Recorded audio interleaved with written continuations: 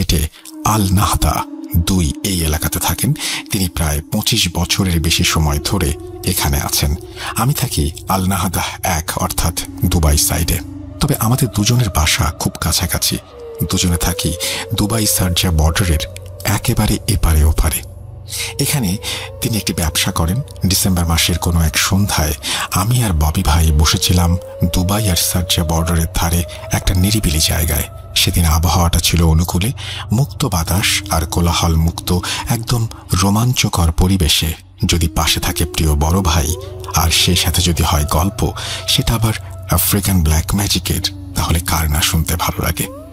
আমি গল্প শোনার লোভ সামলাতে না পেরে একরকম মুগ্ধ হয়ে ববি ভাইয়ের কাছে নাইজেরিয়ার অজানা রহস্যময় কালো জাদুর ঘটনা শুনছিলাম।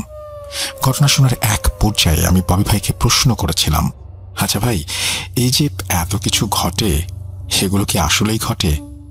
ববি ভাই মুচকি হেসে বললেন, give me your right hand. আমি আমার ডান হাতটা বাড়িয়ে দিলাম। তারপর তিনি আমার হাত ধরে বললেন, now close your eyes and keep them closed. চোখ বন্ধ করার প্রায় 2 মিনিট পর ববি ভাই বললেন, নাও ওপেন ইওর আইস। আমি চোখ খুললাম। ববি ভাই জিজ্ঞেস করলেন, where is the Sahara centre? এটা কি হলো?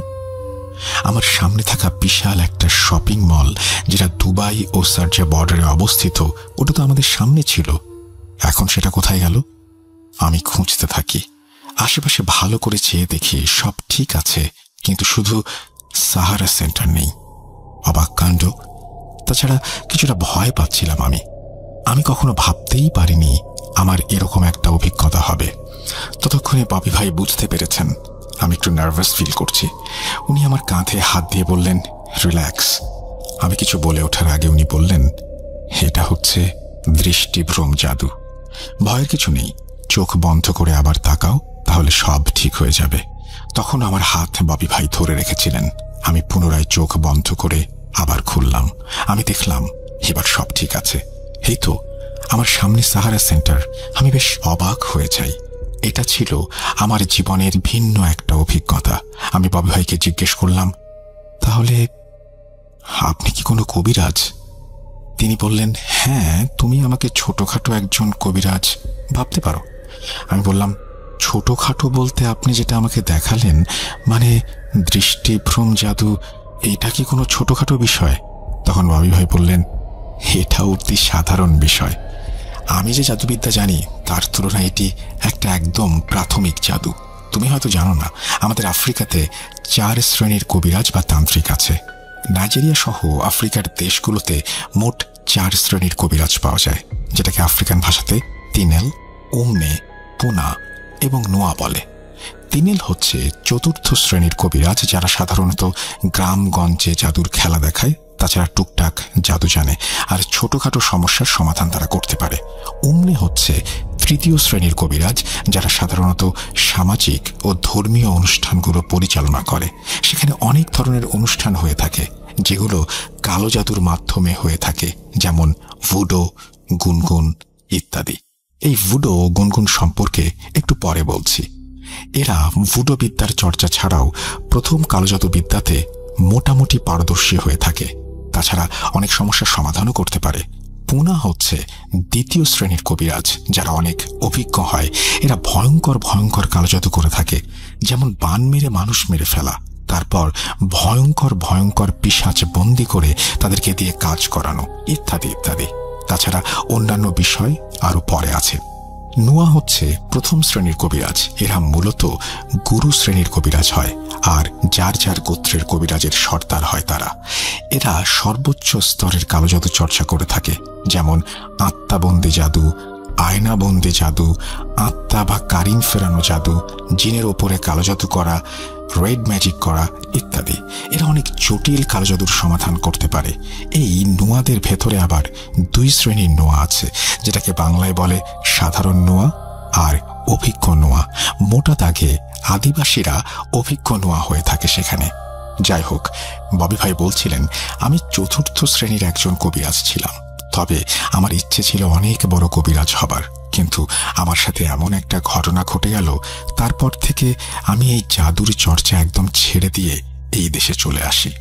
আমি বললাম, আপনি যদি আপনার সেই ঘটনাটা আমাকে বলতেন তাহলে আমি সেটা লিখে আমাদের বাংলাদেশের একটা জনপ্রিয় ভৌতিক প্ল্যাটফর্ম ভূত.com-এ পাঠাতাম।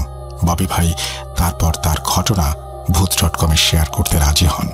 একটা কথা বলে রাখি ভাইয়া, ডিসেম্বর থেকে ফেব্রুয়ারি পর্যন্ত ববি ভাইয়ের কাছ থেকে অনেক কিছু জেনেছি আফ্রিকান ব্ল্যাক ম্যাজিক সম্পর্কে। আমি সেগুলোর মূল বিষয় সংক্ষেপে নোট করে রেখেছি যাতে আমি ভুলে না যাই। আমি বুঝতে পারছি না ঘটনা কোথা থেকে শুরু করব, তো আমার ক্ষুদ্র মস্তিষ্কে যেটুকু জ্ঞান আছে সেটুকু দিয়ে চেষ্টা করছি ঘটনাগুলো যতটুকু সম্ভব সাজিয়ে লেখার। তো চলুন শুরু করা যাক সেই বহুল আলোচিত আফ্রিকান কালো জাদুর ঘটনা।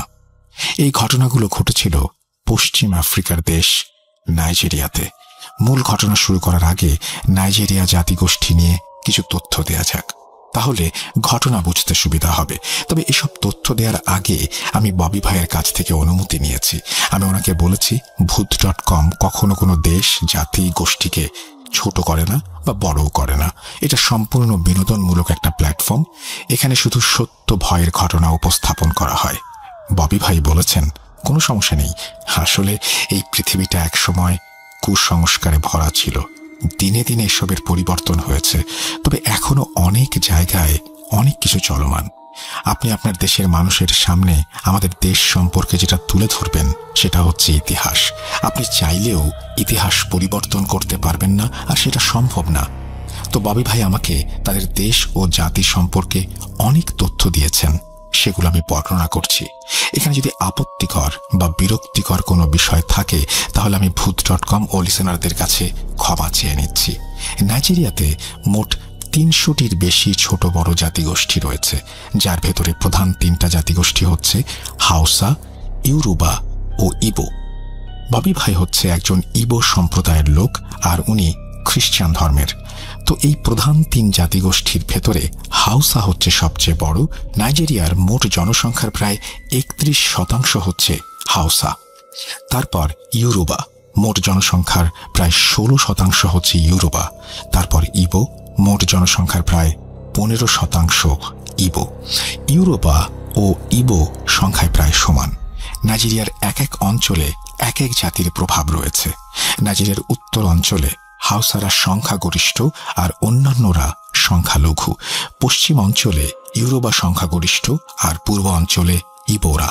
ববি ভাইয়ের বাড়ি হচ্ছে নাইজেরিয়ার পশ্চিম অঞ্চলে, সেখানে ইউরোবা সংখ্যাগুরু আর ইবোরা সংখ্যালঘু। সঙ্গত কারণে আমি জায়গার নাম বলছি না। এই যে বিভিন্ন জাতি, এদের ভেতরে আবার বিভিন্ন ধর্মের মানুষ রয়েছে। এদের পরস্পরের ভেতরে যেমন দ্বন্দ্ব রয়েছে, নিজেদের ভেতরেও অনেক দ্বন্দ্ব রয়েছে। যেমন ইউরোবাদের ভেতরে মুসলিম, খ্রিস্টান ও অন্যান্য ধর্মের মানুষ আছে।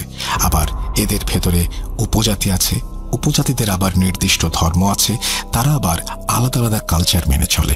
আর এই ইউরোবাদের সাথে উপজাতি ইউরোবাদের দ্বন্দ্ব আছে, তাদের ধর্ম, কর্ম, মতের অনেক বিভেদ রয়েছে। যদি কালো জাদুর কথা বলেন তবে উপজাতিরা এসব বিষয়ে সবসময় অভিজ্ঞ এবং শ্রেষ্ঠত্ব লাভ করেছে। হাউসা ও ইবোদের ভেতরে ঠিক একই বিষয় লক্ষ্য করা যায়। আপনি হয়তো জানেন নাইজেরিয়াতে 1967 সালে গৃহযুদ্ধ হয়েছিল। এই গৃহযুদ্ধের প্রধান একটা কারণ হচ্ছে জাতিগত দ্বন্দ্ব। তো নাইজেরিয়াতে যে সমস্ত বিষয়গুলো দেখা যায়, যে অঞ্চলটিতে যে জাতি সংখ্যাগুরু তারা বাকি সংখ্যালঘু জাতিদের উপরে প্রভুত্ব করে। প্রায় অঞ্চলে সংখ্যাগুরুত্ব দ্বারা সংখ্যালঘুরা চরম বৈষম্যের শিকার। বর্তমানে এসব দ্বন্দ্বের হার তুলনামূলকভাবে অনেক কমে গেলেও এখনও সেখানে অনেক জায়গায় এই জাতিগত দ্বন্দ্বের দেখা মেলে। এই দেশটিতে প্রচুর কালো জাদুর চর্চা হয়। তাছাড়া নাইজেরিয়ার বিশাল একটা জনগোষ্ঠী ভুডো বা কালো জাদু ধর্মে বিশ্বাসী। ভুডো হচ্ছে তাদের ভাষায় প্রজ্ঞা ও কল্যাণের প্রতীক। তবে এই ধর্মটি কিন্তু অন্যান্য ধর্ম থেকে একদমই আলাদা, কেননা ধর্মের চেয়েও এর সাথে তাদের একান্ত নিজস্ব একটি দর্শন ও আদর্শ জড়িয়ে আছে। এই ধর্মের সবচেয়ে গুরুত্বপূর্ণ দিক হলো এটি একই সাথে সর্বেশ্বর এবং একেশ্বরবাদী। ববি ভাই বলছিলেন প্রতি বছর একটা বিশেষ দিনে এই ভুডুয়ানরা একটা গুনগুন অনুষ্ঠানের আয়োজন করে থাকে। সেদিন একজনকে বিশেষ সাজে সাজানো হয়। এই গুনগুন অনুষ্ঠানে যিনি গুনগুন সেজে থাকেন তিনি বিভিন্ন রঙের লম্বা লম্বা জামা পরে বাড়ি বাড়ি ঘুরে বেড়ান। তাদের বিশ্বাস এই দিনে তাদের পূর্বপুরুষদের আত্মা ফিরে আসে। তবে একটা ভয়ঙ্কর বিষয় আছে এখানে। এই গুনগুন যখন বাড়ি বাড়ি ঘুরে বেড়াবে তখন তার থেকে বেশ দূরত্ব বজায় রাখতে হয়। যদি কেউ ভুল করে এই গুনগুন সাজে সজ্জিত ওই ব্যক্তির কাছে যান, তবে গুনগুন সাজে সজ্জিত ব্যক্তিটি সহ যে ব্যক্তি তার কাছে যাবে সেই ব্যক্তি অর্থাৎ দুজনের একসাথে মৃত্যু হবে। একবার ববি ভাইয়ের এলাকায় গুনগুন অনুষ্ঠানে দুজন ব্যক্তি একসাথে মারা গেল। একজন নাকি ভুল করে গুনগুনকে স্পর্শ করে ফেলে। তারপর বিদ্যুতের শক খেয়ে মানুষ যেমন মুহূর্তের মধ্যেই দগ্ধ হয়ে যায়, ঠিক তেমনি করে ওই দুজন মারা গেলেন। এটা ববি ভাই নিজে দেখেছেন। তাছাড়া এখানে মানুষ প্রায় সর্বক্ষেত্রে কালজাদুর ব্যবহার করে থাকে। এই যেমন ভালো চাকরির জন্য, ভালোবাসা স্থাপন, সংসারে শান্তির জন্য ইত্যাদি ইত্যাদি। তাছাড়া খারাপ দিক তো আছেই। ফুটবল নাইজেরিয়ার একটি জনপ্রিয় খেলা, এটা আমরা সবাই জানি। ববি ভাই বলছিলেন ওই যে বড় বড় তারকা ফুটবলাররা, তাদের অনেকেই কবিরাজের শরণাপন্ন হয়েছেন বিভিন্ন সময়। রোমান, ক্যাথলিক, খ্রিস্টান ও প্র্যাকটিসিং মুসলিম ব্যতীত মোটামুটি সবাই প্রত্যক্ষ পরোক্ষভাবে কালজাদুর চর্চা করে থাকেন অথবা শরণাপন্ন হয়ে থাকেন। এখানে সবচেয়ে ভয়ঙ্কর যে বিষয়টি লক্ষ্য করা যায় সেটি হচ্ছে এখানে এক জাতি অন্য জাতির ওপরে কালজাদু করে থাকে। এবার হয়তো বুঝতে পারছেন আমি কেন এত কথা বললাম। আজকের গল্পের মূল বিষয় হচ্ছে দুই জাতি অর্থাৎ ইউরোবা এবং ইবোদের ভেতরে কালজাদুর লড়াইকে কেন্দ্র করে। এবার মূল ঘটনায় আসা যাক। ববি ভাই তার বর্তমান বয়স হিসাব করে বলেছেন এই ঘটনার সূত্রপাত তার জানা মতে 1980 দশকের শেষের দিকে একটা সময় হয়ে থাকে। সব পক্ষের শত হাজার বছর ধরে চলমান জাতিগত দ্বন্দ্ব থাকলেও পূর্বের সব ঘটনা যেগুলো কালজাদু সম্পর্কিত ওসব ঘটনা জানা ও বর্ণনা করা সম্ভব না হলেও ওই সময়ের কিছু ঘটনার পুঙ্খানুপুঙ্খ বিবরণ দিতে সক্ষম হয়েছেন ববি ভাই। তো ইবোরা ইউরোবাদের দ্বারা চরম বৈষম্যের শিকার হয়ে তারা সিদ্ধান্ত নেন যে এবার তারা এমন কিছু করবেন যেটা ইউরোবারা সারা জীবন মনে রাখবে। যেহেতু এখানে ইউরোবারা সংখ্যাগুরু, সেহেতু ইবোরা শক্তিতে তাদের সাথে পারবে না। তাই তারা সিদ্ধান্ত নেন তারা ইউরোবাদের ভেতরে যারা তুলনামূলক বেশি ইবো বিদ্বেষী অর্থাৎ উগ্র স্বভাবের তাদের ওপরে কালজাদু করবে বা কবিরাজ সর্দার। এই কেভিন হচ্ছে একজন নুয়া বা অভিজ্ঞ কবিরাজ। এখন ওখানে বসবাসরত যত ইবো আছে সবাই কেভিনের কাছে যায়। তারপর তাকে বলে কেভিন কিছু একটা করুন, এই ইউরোবাদের অত্যাচার আর সহ্য হচ্ছে না, ওদেরকে একটা উচিত শিক্ষা দিন। তখন কেভিন বলে ঠিক আছে, আমি ইউরোবাদের শায়েস্তা করব, তবে আমাকে একদিন সময় দাও, আমাকে ভাবতে দাও কি জাদু করা যায় ওদের ওপরে। পরের দিন কেভিন ইবো প্রধান সবাইকে ডেকে বলে আমি ওদের ওপরে কিছু রক্তচোষা পিশাচ শ্রেণীর জিন চালান করে দেব। এই পিশাচগুলো ওদের শরীরের সব রক্ত খেয়ে ফেলবে আর ওরা একসময় রক্ত শূন্য হয়ে মারা যাবে। পরবর্তীতে এই কাজটি করা হয়েছিল একটি রিচুয়ালের মাধ্যমে। যেদিন এই রিচুয়াল করা হয় সেদিন কেভিন বিশেষ এক পোশাক পরে। তারপর সন্ধ্যার পরে কেভিন ও তার 12 জন শিষ্য মিলে কেভিনের বাড়ির উঠোনে শুরু করে দেন রিচুয়াল। ঠিক উঠোনের মাঝখানে কেভিন একটা ছাগল এনে সেই ছাগলের গায়ে মন্ত্র পড়ে ফুঁ দিতে থাকেন। তারপর 3টা থালা ছাগলের সামনে রাখেন। 3টা থালার একটা থালার ওপরে কিছু লাল রঙের গুঁড়া অর্থাৎ রং রাখেন, আর একটা থালার ওপরে একটা কাঁচের বোতল ভর্তি পানি রাখেন। সেখানে কিসের পানি ছিল তা আসলে জানা যায়নি। ওইদিকে কেভিনের শিষ্যরা ওই ছাগলকে ঘিরে গোল হয়ে অদ্ভুত এক নৃত্য করতে থাকে, মানে শুধু 2 পা নাচিয়ে ওই ছাগলের চারপাশে ঘুরতে থাকে। ওদিকে কেভিন রঙের থালা থেকে রং নিয়ে মন্ত্র পড়ে ছাগলের গায়ে মাখাতে থাকে, আর একটু পরপর ওই কাঁচের বোতল থেকে কিছু পানি মুখে নিয়ে ফুস করে ছাগলের দিকে পানি নিক্ষেপ করে। এতে অনেকটা ছড়িয়ে ছিটিয়ে পানিগুলো ছাগলের গায়ে লাগে। এভাবে চলে প্রায় 10 মিনিট। এরপর কেভিন একটা লম্বা ধারালো রামদা নিয়ে আসে, আর কেভিনের শিষ্যরা এক ধরনের কাঠের বাদ্য বাজাতে থাকে, যেটা আকারে একটা গোল বাটির মতো হলেও অনেকটা ঢোলের মতো বাজতে থাকে।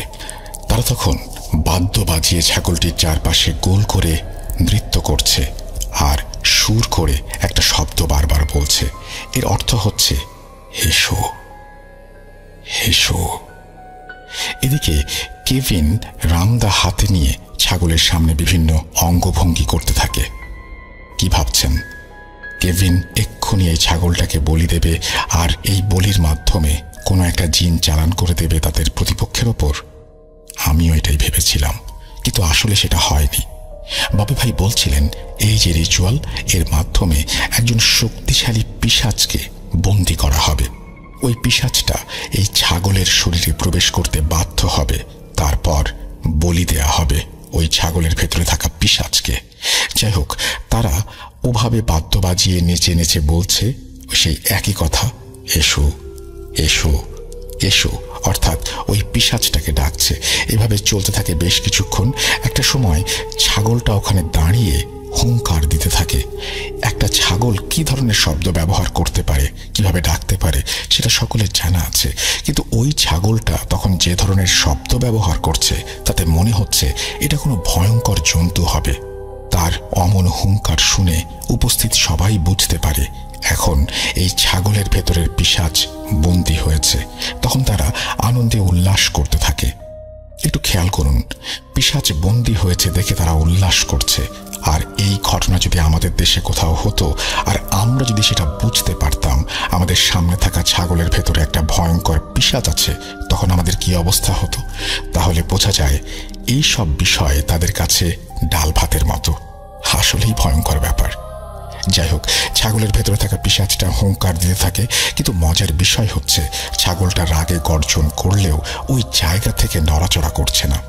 এটা দেখে মনে হচ্ছে অদৃশ্য কিছু তাকে শক্ত করে ধরে রেখেছে, যার ফলে সে কোনো রকম নড়াচড়া করতে পারছে না, শুধু এদিক ওদিক চেয়ে দেখছে।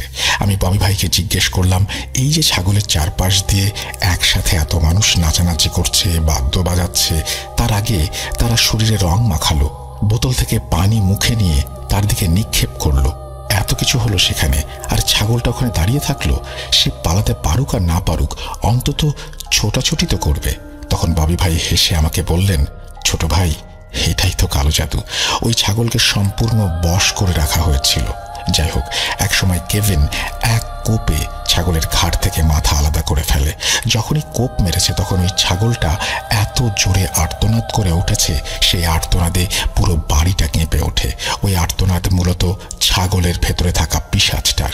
কেভিন ছাগলের কাটা মাথাটা ওই খালি পড়ে থাকা তৃতীয় থালার ওপর রেখে দেয়। ওদিকে ছাগলটা বলি দেওয়ার সাথে সাথে কেভিনের একজন শিষ্য একটা মাটির পাত্র এনে ছাগলের রক্তগুলো ওই মাটির পাত্রে সংগ্রহ করে। তারপর কাঁটা মাথা ও পাত্র ভর্তি রক্ত নিয়ে কেভিন চলে যায় তার ছোট ঘরে। বলে রাখা ভালো, আফ্রিকান কবিরাজদের আলাদা ঘর থাকে, সেখানে তারা তাদের কবিরাজি কর্মকাণ্ড করে থাকে। যাই হোক, পরবর্তীতে জানা যায় ইবুরা যখন কেভিনের কাছে বলে ইউরোবাদের উপরে কালো জাদু করতে হবে, কার কার উপরে কালো জাদু করতে হবে সবার নাম নিয়ে কেভিন গতরাতে একজন শক্তিশালী পিশাচ জিনের সাথে কথা বলে। এটা ছিল চুক্তি জাদু। চুক্তি জাদু হচ্ছে জিনের সাথে চুক্তি করে কাজ করানো। প্রথমে কবিরাজ সিদ্ধান্ত নেন কি জাদু করতে চান, তারপর কবিরাজ কাজের ধরন অনুযায়ী সেই জিনকে আহ্বান জানান। যেমন ধরেন, কোনো জিন মানুষের রক্ত খেয়ে ফেলতে পারে, কোনো জিন মানুষকে পাগল বানিয়ে রাখতে পারে, ইত্যাদি ইত্যাদি। কেভিন সিদ্ধান্ত নেন সে উগ্র ইউরোবাদের রক্ত শূন্য করে মারবে, যাতে বিষয়টা সহজে কেউ বুঝতে না পারে।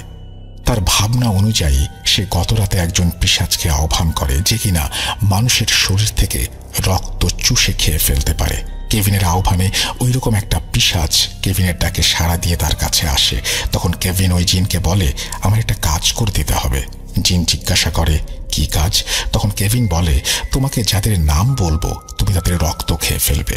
এই কাজের জন্য তুমি আমার কাছে কি চাও? তখন জিন বলে, আমি মানুষের রক্ত খেতে পছন্দ করি, এটা ঠিক, তবে এই কাজ করতে হলে তোমাকে দুটো কাজ করতে হবে। কেভিন জিজ্ঞেস করে, কি কি কাজ করতে হবে? তখন ওই জিন বলে, তুমি যেমন তোমাদের শত্রুদের মেরে ফেলতে চাইছো, ঠিক আমিও আমার একজন শত্রুকে হত্যা করতে চাই তোমার মাধ্যমে। একটা কথা, মানুষের ভেতরে যেমন শত্রুতা থাকে, জিনদের ভেতরেও তেমন শত্রুতা আছে। যাই হোক, কেভিন বলে, তোমার প্রথম কাজ আমি করে দেব, মেরে দেব তোমার শত্রুকে, তুমি যাকে মারতে চাও। দ্বিতীয় কাজ কি সেটা বলো? তখন জিন বলে, আমি আমার শত্রুর তাজা রক্ত পান করতে চাই আর তার মাথাটা চিবিয়ে খেতে চাই। কেভিন বলে, ঠিক আছে, তাই হবে। ওই যে ছাগলের ভেতরে থাকে একটা পিশাচ বন্দি করে তাকে বলি দেয়া হলো, ওই বলি হওয়া জিনটা ছিল কেভিনের সাথে চুক্তি করা জিনের শত্রু। তো এভাবেই ইবদের কবিরাজ সর্দার একটা জিনের সাথে চুক্তি করে ইউরোবাদের ওপরে কালো জাদু করল। পরবর্তীতে নাকি এই জাদুর প্রভাবে ইউরোবাদের অনেকে রক্ত শূন্যতায় ভুগে মারা যায়। কি ভাবছেন, ইউরোবারা কিছু বুঝতে পারেনি? ইবোরা তাদের ওপরে কালো জাদু করেছে এটা ইউরোবারা জেনে যায়, তারপর তারা ইবোদের ওপরে কালো জাদু করে। একটা কথা বলে রাখা ভালো, জাদুবিদ্যায় কেউ কারো থেকে কম না। হাউসা, ইবো, ইউরোবা এই 3 জাতিদের কাছে রয়েছে কালো জাদুর বই। যাই হোক, প্রতিশোধ হিসেবে ইউরোবা ইবোদের ওপরে ভয়ঙ্কর এক কালো জাদু করে। এই জাদুকে বলে আত্মঘাতী কালো জাদু, অর্থাৎ এই জাদু যার উপরে প্রয়োগ করা হবে সে নিজে আত্মহত্যা করে মারা যাবে। সেবার ইউরোবাদের এই জাদুর ফলে নাকি 10 জনের বেশি ইবোরা আত্মহত্যা করেছিল। একসাথে এত মানুষ আত্মহত্যা করছে, এটা কোনো স্বাভাবিক বিষয় ছিল কি? ইবোরা বুঝতে পারে আসলে ঘটনা কি ঘটছে। আমি দুঃখিত, এই জাদু করার নিয়মটা আমি জানতে পারিনি, যেটা আমাকে ববি ভাই বলতে পারেননি। তবে এই জাদু কাটানোর যে প্রক্রিয়া ছিল সেটা ববি ভাই আমাকে বলেছেন। যখন ইবোরা ইউরোবাদের দ্বারা কালো জাদুতে আক্রান্ত হয়ে নিজে নিজের প্রাণ নিতে থাকে, তখন কেভিন বুঝতে পারে তাদের গোত্রের ওপরে ইউরোবারা ওইসব ভয়ঙ্কর জিন চালান করে দিয়েছে, যারা মানুষকে নিয়ন্ত্রণে রেখে আত্মহত্যা করতে বাধ্য করছে। এখন এটার একটা সমাধান দরকার। কি সেই সমাধান, আর সেটা কিভাবে করা হলো এখন বর্ণনা করছি। এর সমাধান হচ্ছে একটাই, আর সেটা হচ্ছে ইউরোবাদের চালান করা জিনদের হত্যা করা। কিভাবে হত্যা করা হলো এখন সেটা জানবো। যেদিন ওই জিনদের কেভিন হত্যা করলো, সেদিন কেভিন আর তার 12 সদস্যের শিষ্যরা সন্ধ্যায় একটা যজ্ঞ করে। যজ্ঞটা করেছিল যেভাবে, কেভিন অনেকগুলো কাঠের পুতুল নিয়ে আসে, আর তার সংখ্যা প্রায় 20টা হবে। তারপরে একটা পুতুলকে উঠোনের মাঝে রেখে ওই পুতুলকে কেন্দ্র করে বাকি পুতুলগুলোকে ওই কেন্দ্রীয় পুতুলের চারপাশে গোল বৃত্ত করে সাজায়। ওদিকে কেভিনের শিষ্যরা এক ধরনের ফুলের পাপড়ি ছিঁড়ে একটু একটু করে প্রত্যেকটা পুতুলের মাথার ওপর রাখে। বাকি পুতুলদের তুলনায় কেন্দ্রীয় পুতুলের মাথায় ফুলের পাপড়ি একটু বেশি রাখে। তারপর কেভিন উপস্থিত সবাইকে বলে, এখন যার যার ঘরে ফিরে যাও, কাল সব ঠিক হয়ে যাবে, আর কেউ আত্মহত্যা করবে না। এই বলে কেভিন তার ছোট ঘরে চলে যায় তার শিষ্যদের নিয়ে। যাই হোক, কেভিন শিশুদের নিয়ে চলে যায় সেই রিচুয়ালের ঘরে, বাকি অংশ শুরু করে এবং পুতুলগুলো ওভাবে উঠোনে পড়ে থাকে। আমি ববি ভাইকে জিজ্ঞাসা করলাম, কেভিন ওই ঘরে গিয়ে কি করলো? ববি ভাই বললেন, ওখানে বসে বসে সে তার তন্ত্রমন্ত্র পড়ে কিছু ভয়ঙ্কর জিনকে আহ্বান করলো। সেদিন গভীর রাতে নাকি অনেকগুলো আলো এসে এক এক করে ওই উঠোনে থাকা ওই পুতুলদের ভেতরে প্রবেশ করে। তারপর সেগুলো মানুষের মতো করে চলতে শুরু করে এবং একসময় হাওয়ায় মিলিয়ে যায়। এই দৃশ্য নাকি ববি ভাইয়ের একজন প্রতিবেশী দেখেছিলেন, যেটা তিনি পরবর্তীতে সবাইকে জানিয়েছেন। ওই জিনগুলো কি জিন ছিল, আর তারা কিভাবে ইউরোবাদের চালান করা আত্মহত্যা প্রতিরোধ করলো বা বাধা দিল, জিনদের হত্যা করলো, এই বিষয়ে বেশি কিছু জানাতে পারেননি ববি ভাই। তবে এই রিচুয়ালের মাধ্যমে ইউরোবাদের কালো জাদু নষ্ট করতে সক্ষম হয় ইবো কবিরাজদের সর্দার কেভিন। এরপরেও অনেকবার 2 জাতির ভেতরে কালো জাদুর লড়াই চলেছে। 2 পক্ষ 2 পক্ষের ওপরে ভয়ঙ্কর জাদু করেছে, যার অনেক কিছু ববি ভাই আমাকে বললেও সঙ্গত কারণে আমি সেগুলো এড়িয়ে যাচ্ছি। তবে 2 জাতির ভেতরে চলমান কালো জাদুর লড়াইয়ে সবচেয়ে ভয়ঙ্কর জাদু কি ছিল, সেটা কিভাবে করা হলো এবং তার সমাধান কিভাবে এলো, সেটা আমি বর্ণনা করব। বর্ণনা করার আগে কিছু কথা বলে নিতে চাই। সেখানে প্রত্যেকটা জাতির ভেতরে অনেক ধরনের কুসংস্কার রয়েছে। যেমন ইউরোবাদের ভেতরে একটা প্রথা আছে, সেটা হচ্ছে নিজের ইচ্ছাতে বলিদান, অর্থাৎ যিনি বলি হবেন তিনি সম্পূর্ণ নিজের ইচ্ছাতে বলি হবেন। ধরেন, যুদ্ধ চলাকালীন সময়ে অনেক দেশের স্বার্থে, দেশের মানুষের স্বার্থে আত্মঘাতী কাজ করেন কেউ। বিষয়টা অনেকটা সেরকম। ইউরোবা নিজেদের জাতি ও গোত্রের স্বার্থে স্বেচ্ছায় নিজের জীবন উৎসর্গ করে থাকেন। তারপর ইবোদের ভেতর একটা প্রথা রয়েছে, যেমন যমজ বাচ্চা বলি। ধরুন কারো যমজ বাচ্চা রয়েছে, ওই বাবা মা স্বেচ্ছায় তাদের সন্তানকে বলি দিতেন। ওই সন্তানের পিতামাতার বিশ্বাস তারা অনেক ভাগ্যবান ও ভাগ্যবতী বলে সৃষ্টিকর্তা তাদেরকে জোড়া বাচ্চা উপহার দিয়েছেন। এখন তাদের উচিত এই জোড়া বাচ্চা সৃষ্টিকর্তার নামে উৎসর্গ করা। তারপর হাউসাদের ভেতরে একটা প্রথা রয়েছে, বিশেষ একটা সময়ে একজন নববধূকে বলি দেয়া। প্রথমে কোনো একটা মেয়েকে বলির জন্য নির্বাচন করা হয়, তারপর তাদের ভেতরে একজনের সাথে তাকে বিয়ে দিয়ে সেই বধূকে বলি দেয়া হয়। এগুলো সবকিছু ছিল কালজাদুর অন্তর্ভুক্ত। এক সময় সেখানে ব্রিটিশদের পদার্পণ হয়। তখন ব্রিটিশ শাসন আমলে এসব প্রথার ঘোর বিরোধিতা শুরু করে ব্রিটিশরা। তারপর সেটা মোটা দাগে বন্ধ করতে সক্ষম হলেও এখনো অনেক জায়গায় অতি গোপনে এই সব কর্মকাণ্ড চলে বলে জানিয়েছেন ববি ভাই। যাই হোক, ববি ভাই বলছেন ইবো এবং ইউরোবাদের ভেতরে অনেকবার কালো জাদুর লড়াই চলেছে, যেটা এখনো অর্থাৎ এই 2025 সালে এসেও চলমান।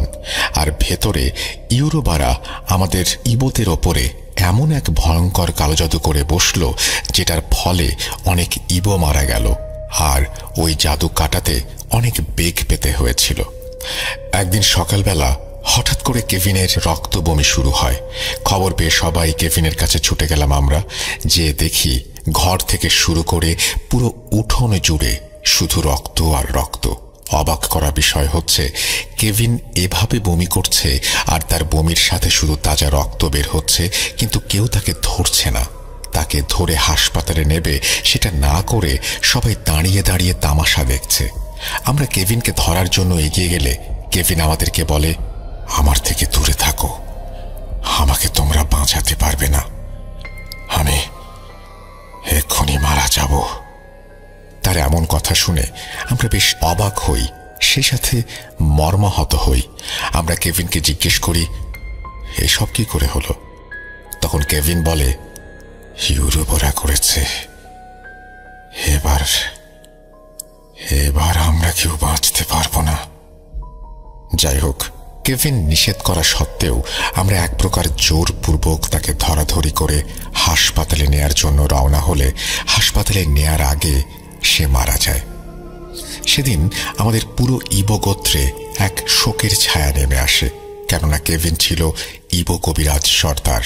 কেভিনের লাশ তার ধর্ম অনুযায়ী দাফন করা হয়।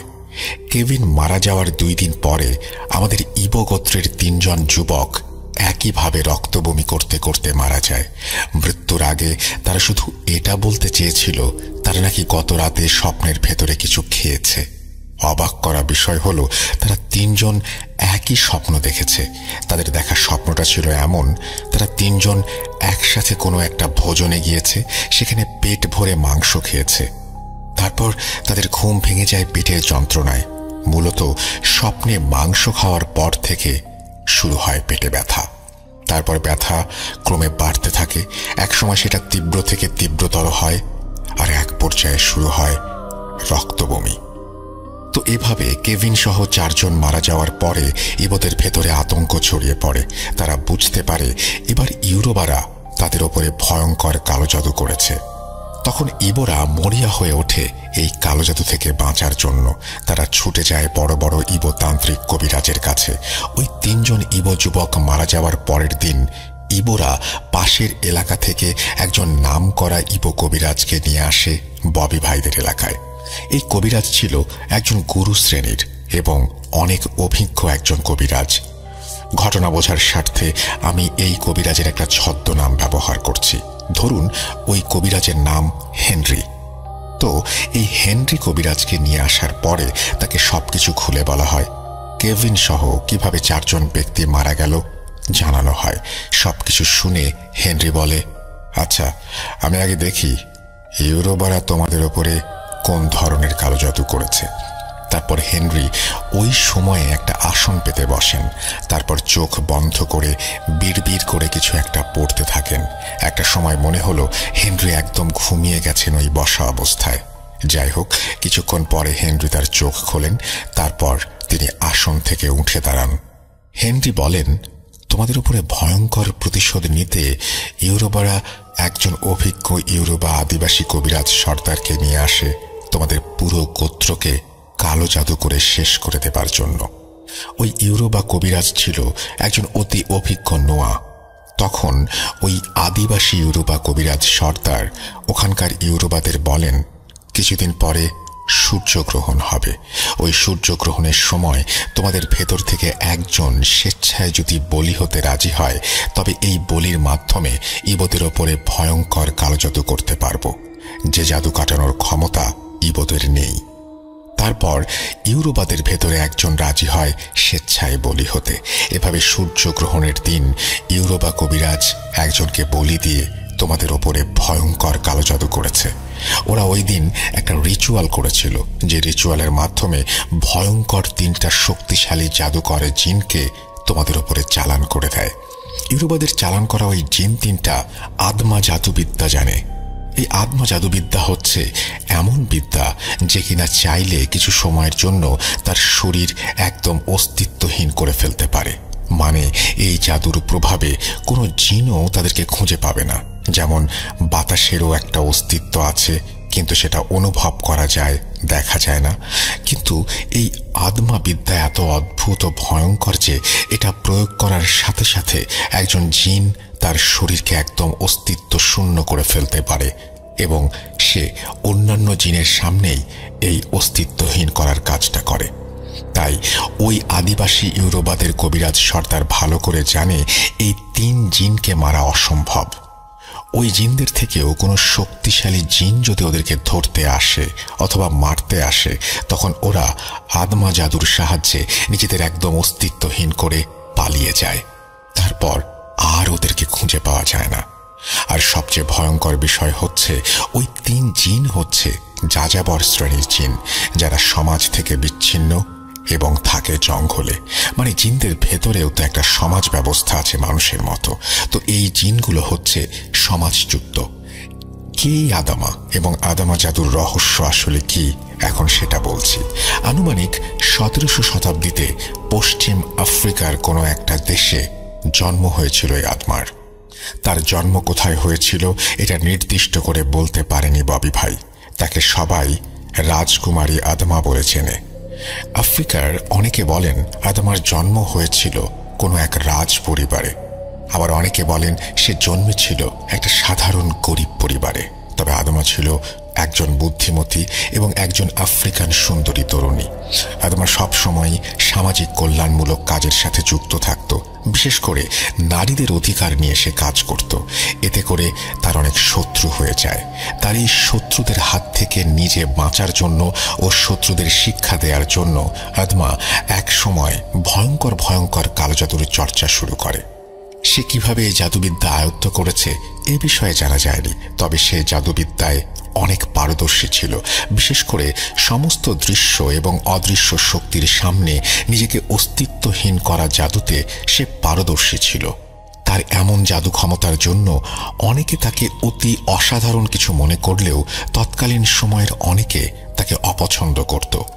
অনেকে বলে থাকেন সে শয়তানি বিদ্যা অর্থাৎ ডাকিনী বিদ্যা বা ডাইনি বিদ্যার চর্চা করত। যাই হোক, এই হচ্ছে আদমা সম্পর্কে সংক্ষিপ্ত তথ্য। আদমার কাছ থেকেই এই 3টি জিন নিজেদের লুকিয়ে ফেলার সেই জাদু শিখেছে বলে কবিরাজ হেনরি সেদিন জানিয়েছিল। আদমা এই 3 জিনকে বশ করে তার জাদুবিদ্যার যাবতীয় কাজ করাতো। এখন আদমা মারা যাবার পরে ওই জিন 3টা মুক্ত হয়ে যায় আর এখন তারা স্বাধীন। প্রশ্ন থাকতে পারে, তারা যদি স্বাধীন হয়ে থাকে তবে ইউরোবা আদিবাসী কবিরাজ সর্দারের কথা অনুযায়ী তারা কেন কাজ করছে? উত্তর হচ্ছে এটা একটা চুক্তি। যাই হোক, বলি দেওয়ার পরে শর্ত অনুযায়ী এখন ওই 3 জিন ইউরোবা আদিবাসী কবিরাজ সর্দারের কাছে প্রতিশ্রুতি দিয়েছে ওরা তোমাদের সবাইকে মেরে ফেলবে। ইউরোবাদের সবচেয়ে বেশি ক্ষোভ ছিল কেভিনের ওপরে। এই জন্য ইউরোবারা তাদের কবিরাজ গুরুর কাছে অনুরোধ করে সে যেন সর্বপ্রথম কেভিনকে হত্যা করে। সেই কথা অনুযায়ী ইউরোবাদের কবিরাজ গুরু সর্বপ্রথম কেভিনের ওপরে কালো জাদু করে। যে রাতে কেভিনকে হত্যা করা হয় সেই রাতে কেভিনকে একই স্বপ্ন দেখানো হয়। মানে তোমাদের যে 3 জন যুবক মারা গেছে তারা যে স্বপ্ন দেখেছিল একটা ভোজনে গিয়ে পেট ভরে মাংস খাচ্ছে, তারপর পেট ব্যথা শুরু হয়েছে এবং অতঃপর রক্ত বমি করে মৃত্যু। মূলত ওই জিন তিনটা স্বপ্নের ভেতরে এক ধরনের কাঁচা মাংস খাওয়ায়। এই মাংস খাওয়ার ফলে এই 4 জনের মৃত্যু হয়েছে। এখন প্রতিদিন তোমাদের ভেতরে 3 জন করে স্বপ্নে ওই 3 জিনের দেয়া মাংস খাবে এবং এটা খেলে আর বাঁচার উপায় নেই। এভাবে তোমাদের সবাইকে মেরে ফেলবে। এই সমস্যার সমাধান একটা, সেটা হচ্ছে ওই যাযাবর 3 জিনকে হত্যা করা, যা আমার পক্ষে অনেক কঠিন হবে। তবে আমাকে একটু সময় দাও, দেখি কি করা যায়। আপাতত আমি চলে যাচ্ছি, আগামীকাল আবার আসবো। আজকে রাতের ভেতরে আমি দেখি কোনো উপায় বের করতে পারি কিনা। তারপর হেনরি চলে যায় আর যাবার আগে সবাইকে বলে যায় আজকে রাতে ভুলেও কেউ যেন না ঘুমায়। কারণ হচ্ছে ঘুমিয়ে গেলে গত রাতের মতো 3 জনকে স্বপ্নের ভেতরে মাংস খাইয়ে মেরে ফেলা হবে। জেগে থাকলে হয়তো এই সমস্যাটা হবে না।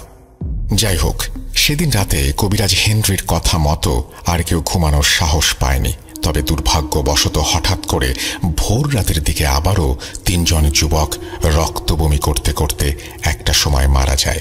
মারা যাবার আগে তারা এটা বলেছিল যে একটা সময় তারা অনুভব করে কেউ তাদের কাছে এসে জোর করে কিছু কাঁচা মাংস খাইয়ে দিল। যখন মাংসগুলো খাওয়াচ্ছিল তখন তারা চিৎকার করতে যেও করতে পারেনি, নড়াচড়া করার কোনো শক্তি ছিল না। এভাবে 7টা তাজা প্রাণ ঝরে যাওয়াতে আমাদের পুরো গোত্রে শোকের ছায়া নেমে এসেছিল। ওদিকে হেনরিকে আবারও খবর দিয়ে আনা হলো। হেনরি সেই অবস্থা দেখে অনেক দুঃখ প্রকাশ করে আর বলে, আমি ভেবেছিলাম হয়তো না ঘুমালে এই সমস্যা হবে না, কিন্তু এখন দেখছি এটা আমার ভাবনার থেকেও ভয়ঙ্কর। তখন উপস্থিত সবাই হেনরিকে বলে, হেনরি কিছু একটা করেন, তা না হলে আমরা কেউ বাঁচতে পারবো না।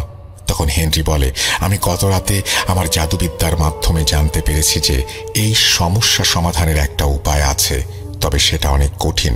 উপস্থিত সবাই জিজ্ঞেস করে কি সেই উপায়? তখন হেনরি বলে, 4 পূর্বপুরুষের জাদু। উপস্থিত সবাই জিজ্ঞেস করে কি সেই 4 পূর্বপুরুষের জাদু? তখন হেনরি বলে, আফ্রিকা মহাদেশের ভেতরে একজন বিখ্যাত কবিরাজ ছিলেন যার নাম হচ্ছে গৌ। এই গৌকে বলা হতো কবিরাজ সম্রাট। গৌ প্রতিটা জাদু কাটানো বিদ্যা জানত।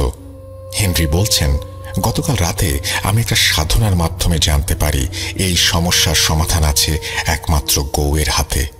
একটু বলে রাখি, আফ্রিকাতে কবিরাজের ছেলে কবিরাজ হয়। এটা ওখানকার একটা নিয়ম যেটা বিশ্বের অনেক দেশে দেখা যায়। তো এই গৌয়ের পূর্বপুরুষেরা কবিরাজ ছিল।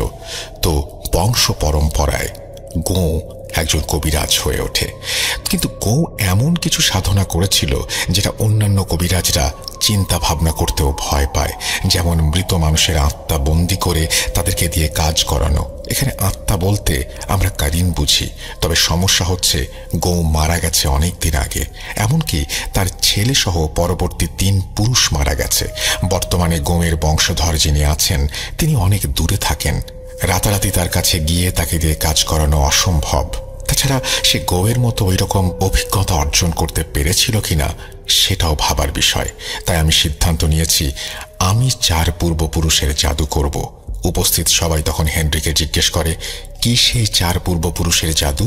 তখন হেনরি বলে, আমি গৌয়ের আত্মা ফিরিয়ে আনব আর সেই আত্মার কাছ থেকে জেনে নেব এই সমস্যার সমাধান। তবে এই কাজটা করা মোটেও সহজ নয়।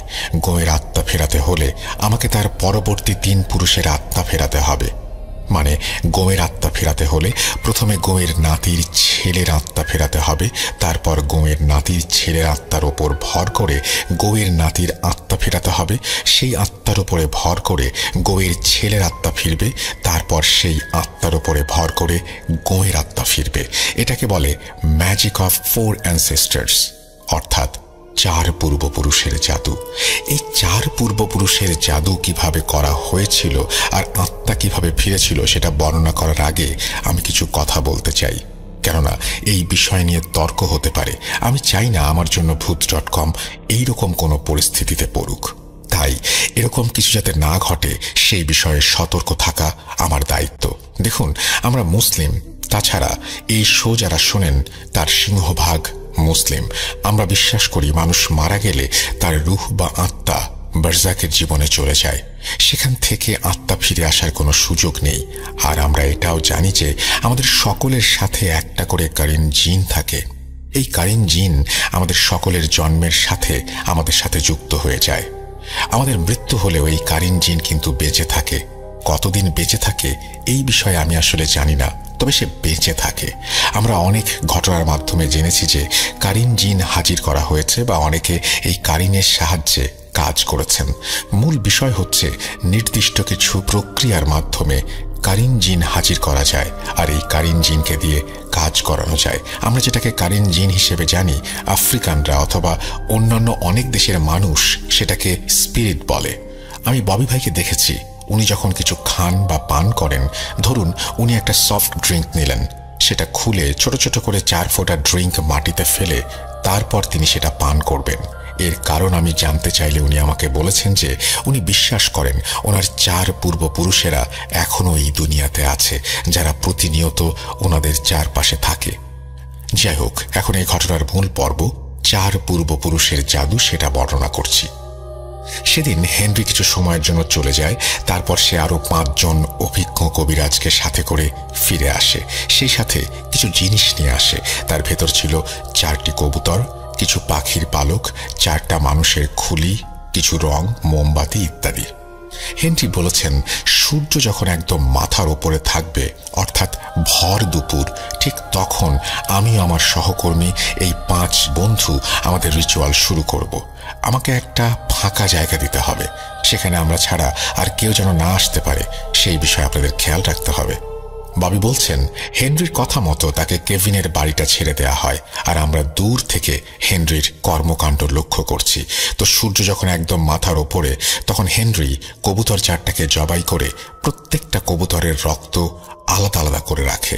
তারপর হেনরি সেই 4টা মানুষের খুলি বের করে, এক একটা খুলির ওপরে একটি করে কবুতরের রক্ত ঢেলে দেয়। রোদের তাপে কিছুক্ষণ পরে খুলিগুলোর রক্ত শুকিয়ে যায়। তারপর হেনরি কিছু পাখির পালক আগুনে পুড়িয়ে সেটা ছাই করে নেয়। সেই ছাইয়ের সাথে কিছুটা রং মিশিয়ে সামান্য পানি দিয়ে সেটাকে এক ধরনের কালির মতো বানিয়ে ফেলে। তারপর রোদে শুকিয়ে যাওয়া রক্ত মাখা মাথার খুলিগুলোর ওপরে আঙুলের সাহায্যে কিছু একটা লিখতে শুরু করে হেনরি। এক সময় এক এক করে 4টা মাথার খুলির ওপরে লেখা শেষ হলে আবারও খুলিগুলো কিছুক্ষণ রোদে শুকিয়ে নেয় হেনরি। খুলিগুলো শুকিয়ে গেলে হেনরি সহ বাকি কবিরাজরা সেই 4টি মাথার খুলি নিয়ে কেভিনের সেই কবিরাজি করার জন্য যে ঘর, সেই ঘরে চলে যায়। তারপর সেখানে সবাই মিলে শুরু করে একটি যজ্ঞ।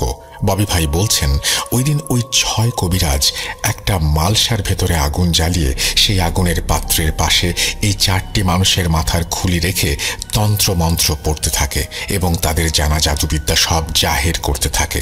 সেদিন দুপুর থেকে সন্ধ্যা পর্যন্ত এই 6 জন কবিরাজ এই রিচুয়াল করেছিল। এতে করে নাকি এই 4 পুরুষের আত্মা পূর্ণ শক্তি পেতে সক্ষম হয়েছিল। একটা কথা বলে রাখা ভালো, এই যে 4টি মানুষের মাথার খুলি, এগুলো মূলত ওই কবিরাজদের ভেতরে কোনো একজনের 4 পূর্বপুরুষের মাথার খুলি ছিল, যেমন বাবার, দাদার, দাদার বাবার এবং তার বাবার। কেননা এই ম্যাজিক সম্পূর্ণ করতে হলে এমন 4টা মানুষের খুলির প্রয়োজন, যা হতে হবে 4 পূর্বপুরুষের মাথার খুলি। যাই হোক, সন্ধ্যা পর্যন্ত টানা যজ্ঞ শেষ করে হেনরি এবং বাকি কবিরাজরা বাইরে চলে আসে। তারপর হেনরি আমাদের সবাইকে ডাকে। আমরা হেনরির কাছে গেলে হেনরি আমাদের বলে, আপনারা দয়া করে কেউ ঘর থেকে বের হবেন না। সূর্য ডোবার সাথে সাথে আমি আমার আসল কাজ, অর্থাৎ 4 পূর্বপুরুষের আত্মা ফেরানো জাদু শুরু করব। বাইরে পরিবেশটা তখন অস্বাভাবিক হয়ে যেতে পারে, সবার কাছে মনে হতে পারে প্রচণ্ড ঝড় তুফান হচ্ছে। দয়া করে কেউ ভয় পাবেন না, আর ভুলেও এই উঠানের চারপাশে কেউ আসবেন না। যদি কেউ আসেন তবে নিজ দায়িত্বে আসবেন, কেননা তারা চরম ক্ষতির সম্মুখীন হতে পারেন। হেনরির কথা শোনার পরে আমরা তাকে আশ্বস্ত করি যে আমরা কেউ আসবো না এখানে, আপনি আপনার কাজ চালিয়ে যান। সেদিন সূর্য ডোবার পরে শুরু হয় আসল কাজ। ববি ভাই বলছেন, আমরা তখন আড়াল থেকে দেখতে থাকি হেনরি কি করছেন। তাছাড়া এই সমস্যা সমাধানের পরে হেনরি আমাদের সবকিছু খুলে বলেছিল। আমি ঘটনার ধারাবাহিকতা বজায় রাখার জন্য সেটা এখন বলছি যে কিভাবে করা হয়েছিল, কি করা হয়েছিল এই 4 পূর্বপুরুষের আত্মা ছাতা ফেরানোর সময়। সেদিন হেনরি উঠোনের মাঝখানে একটি কাপড় বিছিয়ে সেখানে সেই 4টি মানুষের মাথার খুলি রাখে। তারপর সেই খুলি বরাবর 4টি দাগ কেটে দেয়, মানে 4টি খুলির সামনের দিকে একটি করে সরল রেখা টানে। সেই দাগের ওপরে কিছু রং ছিটিয়ে সেগুলোর উপরে মোমবাতি স্থাপন করে, অনেকটা অ্যাসেম্বলির মতো করে সাজিয়ে নেয়। এরপর সেই মোমবাতিতে আগুন জ্বালিয়ে হেনরি সহ বাকি কবিরাজরা খুলিগুলোর সামনে দিয়ে এক লাইনে বসে পড়ে। তারপর সবাই মন্ত্র পড়া শুরু করে। ঘন্টার পর ঘন্টা মন্ত্র পড়েই যাচ্ছে তারা। বেশ কিছুক্ষণ মন্ত্র পাঠ করার পরে চারপাশে ঝড় উঠতে থাকে, মনে হচ্ছে এখনই সব লণ্ডভণ্ড করে দেবে। অবাক করা বিষয় হচ্ছে এত বাতাসের ভেতরেও মোমবাতিগুলো ঠিকই জ্বলছে।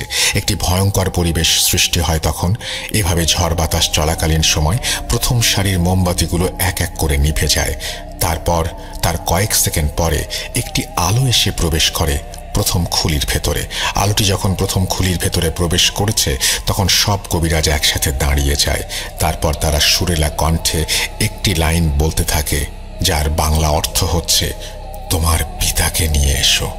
এভাবে কিছুক্ষণ গান গাওয়ার পর ওই আলোটি আবার ওই খুলি থেকে বেরিয়ে চলে যায়। তার কয়েক মিনিট পরে দ্বিতীয় লাইনের মোমবাতি সব এক এক করে নিভে যায়। তারপর একটি আলো এসে দ্বিতীয় মাথার খুলির ভেতর প্রবেশ করে। ওই আলোটি যখন দ্বিতীয় খুলির ভেতরে প্রবেশ করে তখন সব কবিরাজ আবারও একই সুরে সেই গান গাইতে থাকে। তার কিছুক্ষণ পরে আবারও একই ঘটনা ঘটে, আলোটি খুলি থেকে বের হয়ে যায়। তৃতীয় লাইনের মোমবাতিগুলো এরপর সব নিভে যায়। আরেকটি আলো এসে তৃতীয় মাথার খুলিতে প্রবেশ করে। প্রবেশ করার সাথে সাথে কবিরাজরা সেই একই গান আবারও গাইতে থাকে। তার কিছুক্ষণ পর আবার সেই তৃতীয় আলোটি খুলি থেকে বেরিয়ে যায়। তৃতীয় খুলিটি যখন ওখান থেকে চলে যায় তারপর পরিবেশটা আরো বেশি ভয়ঙ্কর হয়ে ওঠে। মনে হচ্ছে এক্ষুনি সব লণ্ডভণ্ড হয়ে যাবে। চারপাশ জুড়ে তখন প্রচণ্ড বাতাস বইছে। এমন সময় চতুর্থ লাইনের মোমবাতিগুলো নিভে যায় এবং একে একে 4টি আলো 4টি খুলিতে প্রবেশ করে।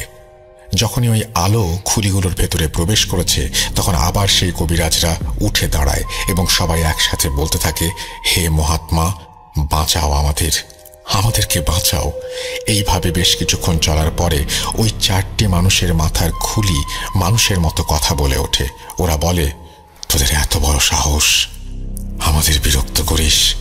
তখন হেনরি বলে, আমাদের ক্ষমা করে দাও, আমরা যে বড় অসহায়, আমাদের আর কোনো পথ খোলা ছিল না, আমরা বাধ্য হয়ে তোমাদেরকে ডেকেছি। তারপর ওই 4 পূর্বপুরুষের সাথে কবিরাজ হেনরির অনেক কথা হয়। অবশেষে হেনরি সক্ষম হয় তাদের শান্ত করতে। এক পর্যায়ে চতুর্থ খুলির যেটার ভেতরে গোমের আত্মা ছিল সে বলে, আমাদের কেন ডেকেছিস সেটা বল। তখন হেনরি সবকিছু খুলে বলে কিভাবে ইউরোবারা ইবদের ওপরে কালো জাদু করেছে আর এই সমস্যার সমাধান কি সেই বিষয়ে গোঁয়ের কাছে তারা জানতে চায়। সবকিছু শুনে গোঁ বলে, এই সমস্যার সমাধান হচ্ছে আয়না জাদু। তারপর গোঁ হেনরিকে বলে দেয় কিভাবে সেই আয়না জাদু করতে হবে। আর গোঁ এটাও বলে দেয় আজকে রাতে কোন 3 যুবক মারা যাবে। তাদেরকে যদি বাঁচাতে চায় তাহলে তাদেরকে পানির ভেতরে রাখতে হবে। এই জিনের জাদু পানিতে কাজ করে না। ওরা 3 জন যেন আজকে সারা রাত পানির ভেতরে কাটিয়ে দেয়, তাহলেই বাঁচতে পারবে। এরপর সে বলে, আর তুই আগামীকাল আয়না জাদু প্রয়োগ করবি। এই আয়নার ভেতরে তাদেরকে বন্দি করে হত্যা করবি। পুরো প্রক্রিয়াটি কিভাবে করতে হবে সেটা গোঁ হেনরিকে শিখিয়ে দেয়। তারপর সেই মানুষের মাথার খুলিগুলো থেকে একে একে 4টি আলো উড়ে চলে যায়। এভাবেই শেষ হয় 4 পূর্বপুরুষের জাদু। সবকিছু সম্পূর্ণ হওয়ার পর হেনরি সবাইকে আবারও ডাকে। আমরা তার কাছে গেলে সে সবকিছু খুলে বলে। তারপর সেই 3 জন যুবককে যাদেরকে আজকে রাতে মেরে ফেলা হবে তাদেরকে একটি পুকুরে রাত কাটাতে বলা হয়। হেনরির কথা মতো ওই 3 জন যুবক সারা রাত পুকুরের পানিতে কাটিয়েছিল। পরের দিন বিকেলে হেনরি একা আসে, সাথে 3টা আয়না নিয়ে। হেনরিকে দেখে আমরা সবাই তার কাছে এগিয়ে গেলাম। তখন হেনরি বলে, আমাদের কোনো সমস্যা হয়েছে কিনা। আমরা তাকে বলি, না, আজকে আর কোনো সমস্যা হয়নি। যাই হোক, সেদিন বিকেল থেকে হেনরি একটা রিচুয়াল শুরু করে যেটা কেভিনের উঠোনে বসে সে করেছিল। রিচুয়ালটা মূলত একটি পূজা পাঠ ছিল যেটা সঙ্গত কারণে আমি বর্ণনা করতে চাই না। সেদিন সূর্য ডোবার পরে হেনরি একটি গণ্ডি কেটে বসে। তার সামনে ছিল 3টি আয়না। সেই 3টি আয়না সামনে রেখে মন্ত্রপাঠ করতে থাকে। কিছুক্ষণ মন্ত্রপাঠ করার পরে একসাথে 3টি আলো এসে সেই 3টা আয়নার ভেতরে প্রবেশ করে। তারপর হেনরি একটা ছুরি দিয়ে একটি আয়নার ভেতরে আঘাত করে। যখনই সে ছুরি দিয়ে আয়নার ভেতরে আঘাত করে তখন প্রচণ্ড একটি আর্তনাদের শব্দ ভেসে আসে। ববি ভাই বলেছেন ওই আর্তনাদের শব্দটা এত জোরালো ছিল যেমনটা খুব নিকটে বজ্রপাত হলে হয়। উপস্থিত সবার কানের পর্দা ফেটে যাবার মতো অবস্থা হয়েছিল। এভাবে একে একে 3টি আয়নাকে হেনরি আঘাত করে ছুরি দিয়ে, আর প্রত্যেকবার ওইভাবে আর্তনাদের শব্দ ভেসে আসে। এটা শেষ করার পরে হেনরি আমাদের সবাইকে ডাকে এবং সে বলে সমস্যার সমাধান হয়ে গেছে। আজকে থেকে তোমরা সবাই ইউরোবাদের কালো জাদু থেকে মুক্তি পেলে। ডিউটি ছিল সকাল 8টা থেকে রাত্র 8টা পর্যন্ত। তো 8টার পরে আমরা সবাই রুমে চলে যেতাম, যে খাওয়া দাওয়া কইরা তারপরে বাহিরে বসতাম, বসে গল্প করতাম। তো গল্প সূত্রে একদিন হঠাৎ করে সাইব ভাই বলল যে মহিন ভাই এরকম এরকম আমার লাইফে কিছু ঘটনা আছে বা হিস্ট্রি আছে, আমি আপনার সাথে শেয়ার করব। তো আমিও ইন্টারেস্ট হলাম, বললাম যে ঠিক আছে সাইব ভাই, তো বলেন শুনি। তো পরে উনি আমার সাথে ওনার জীবনের একটা ঘটনা শেয়ার করে। তো আমি মূলত সেটাই এখন আপনাদের সাথে শেয়ার করতেছি। তো ঘটনা যাওয়ার আগে আমি একটু ওনাদের বাড়ির বর্ণনা করি। ওনাদের যেখানে বাড়ি থেকে বাজারে যাইতে মূলত সময়, যদি পায়ে হাইটা যায় তাহলে আধা ঘন্টার মতো সময় লাগে, আর যদি সাইকেল দিয়ে যায় তাহলে 10 থেকে 15 মিনিট বা 12 মিনিট এরকম সময় লাগে। তো যাওয়ার পথে মাঝখানে, মানে ওনাদের বাড়ি থেকে বাজারের মাঝখান বরাবর যাইতে সময় ওখানে একটা শ্মশান ঘাট পড়ে, আর ওই শ্মশান ঘাটের মধ্যে আবার বট গাছ আছে একটা এরকম। তো ওইটার পাশে দিয়ে হচ্ছে মূলত রোড দিয়ে আসা যাওয়া করা লাগে। তো কোনো একদিন আসরের পর সন্ধ্যার আগে ওনার বাড়ি থেকে ওনারে বাজারে পাঠানো হয়। তো ওনাদের একটা সাইকেল ছিল, মূলত উনি এই সাইকেলটা বেশি ইউজ করতো। তো উনি এই সাইকেলটা নিয়ে বাজারে যায়।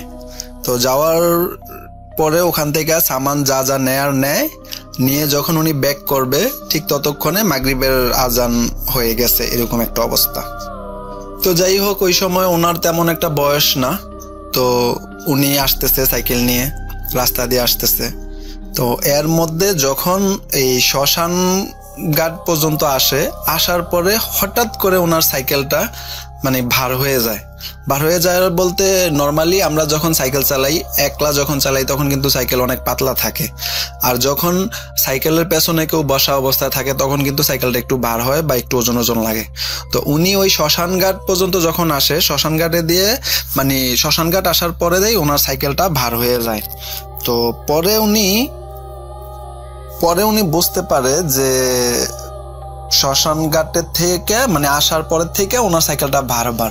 তো উনি প্যাডেল দিচ্ছে সাইকেলের, কিন্তু সাইকেল তেমন মানে যেভাবে যাওয়ার কথা বা যেভাবে করার কথা ততক্ষণ এটা যাচ্ছে না।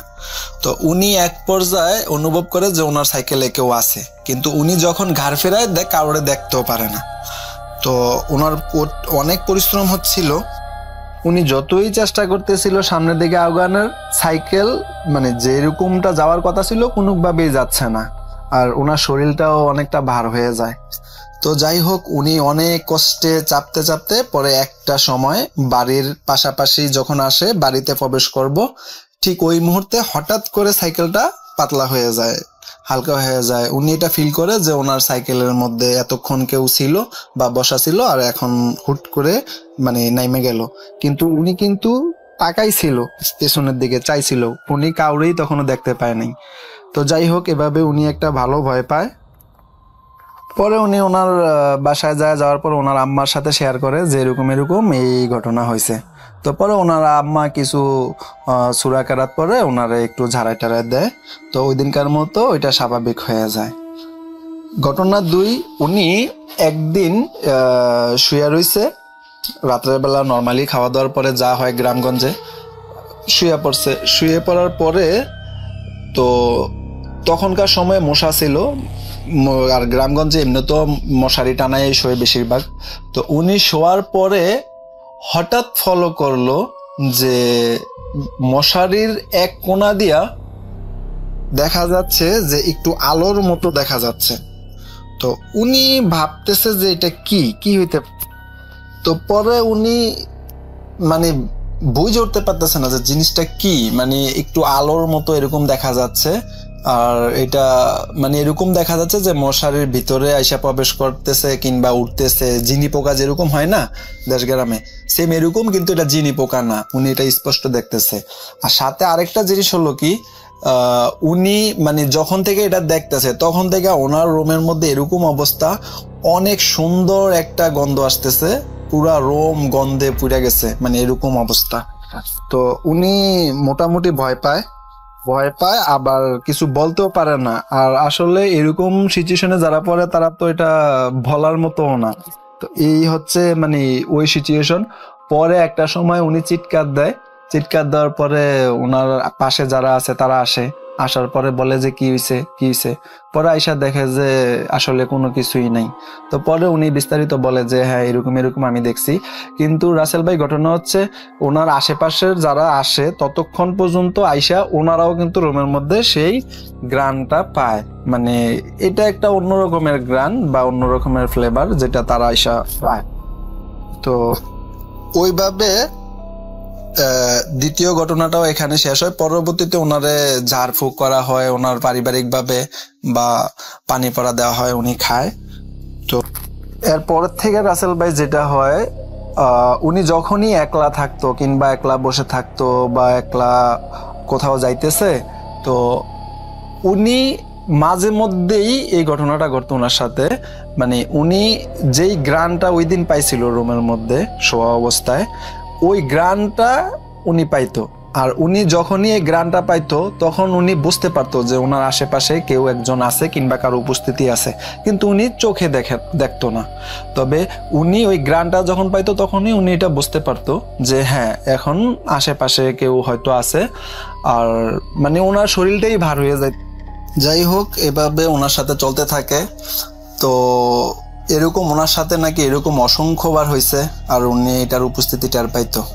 তো যাই হোক, এক পর্যায়ে উনি বাংলাদেশ ত্যাগ করে ওমানে আসে, ওমান প্রবাসী হয়। তো ওমানে আসার পরেও উনি মাঝে মধ্যেই ওই জিনিসটার উপস্থিতি টের পাইতো, আর যখনই ওই জিনিসটা ওনার আশেপাশে আসতো তখনই উনি একটা আলাদা গ্রান নাকের মধ্যে পাইতো, কিংবা ওনার আশেপাশে অনেক সুগন্ধি পাওয়া যাইত, অন্যরকম একটা গ্রান আসতো। তো উনি বুঝতে পারতো যে এখন ওইটা ওনার আশেপাশেই আছে। তো কোনো এক রাতে ওমানের ঘটনা এটা, তো উনি বুঝতে পারে যে এখন মানে হঠাৎ গ্রানটা আসে, তো পরে উনি বুঝতে পারে যে এখন ওনার আশেপাশে আছে। তো এর মধ্যে উনি একটু মানে ভয়ের মধ্যে আছে, ওনার শরীরের পশমগুলা দাঁড়ায় গেছে, এরকম একটা অবস্থা, শরীর ভার হয়ে গেছে।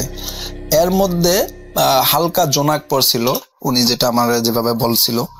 তো হঠাৎ দেখে একটা মেয়ে আকৃতির একটা অবয়ব ওনার সামনে দিয়ে, দূরত্বটা ম্যাক্সিমাম 15-20 হাত দূরে হবে এরকম দূরত্ব।